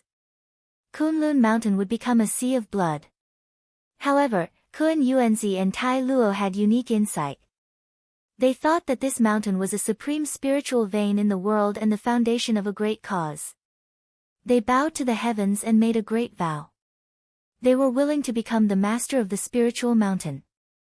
After that, the two of them used their great divine abilities to stabilize the world, slay demons, expel bandits, and appease the common people. During this period, their sincerity moved the heavens, and they obtained a great fortune in the depths of the spiritual mountain. They saw the immortal mansion. They obtained an ancient immortal jade book that passed down a peerless immortal technique. It was also said that there was a resplendent treasure light and a supreme immortal weapon. Since the fortune had arrived, there was nothing more to say.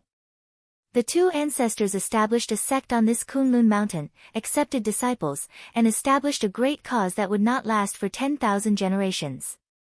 This was the Kunlun party of today. The Kunlun party had been passed down for 5,000 years. Outstanding people had emerged in large numbers. The Kunlun party had always flourished in the world of human cultivators, which was truly an anomaly. The Kunlun party was founded 2,000 years earlier than Zhangxianmeng. It could be said to be the well-deserved #1 sect in the cultivation world today. However, talented people emerged in every generation, and the new generation surpassed the old. In today's incomparably prosperous cultivation age, the human cultivation world was thriving. Countless geniuses and outstanding talents emerged one after another, and cultivation sects, large and small, were springing up like bamboo shoots after a rain. In terms of strength and prestige alone, the cultivation world of the divine central continent was already filled with heroes, and there was no longer a situation where one sect dominated. Today's Kunlun party had gone through 5,000 years of trials and hardships. It had already taken over the vast Kunlun mountain range as its private property. There were no less than 10,000 of its direct disciples who had achieved success in cultivation, and there was even a deity transformation stage true lord who had exceedingly high Taoist magic presiding over the sect. It could be said that it had an illustrious reputation and sat firmly on the throne of a famous sect. In addition, the Kunlun party also had disciples in the Qi refining realm who had just caught a glimpse of the door, as well as many miscellaneous disciples. There were even more people in this area, more than 100,000 in total. Such a large sect was also a behemoth in the vast western continent. Corresponding to it was Kunwa city at the foot of Kunlun Mountain SX. For thousands of years, it had gradually become one of the most prosperous and largest cities in this vast area. Have you been here before?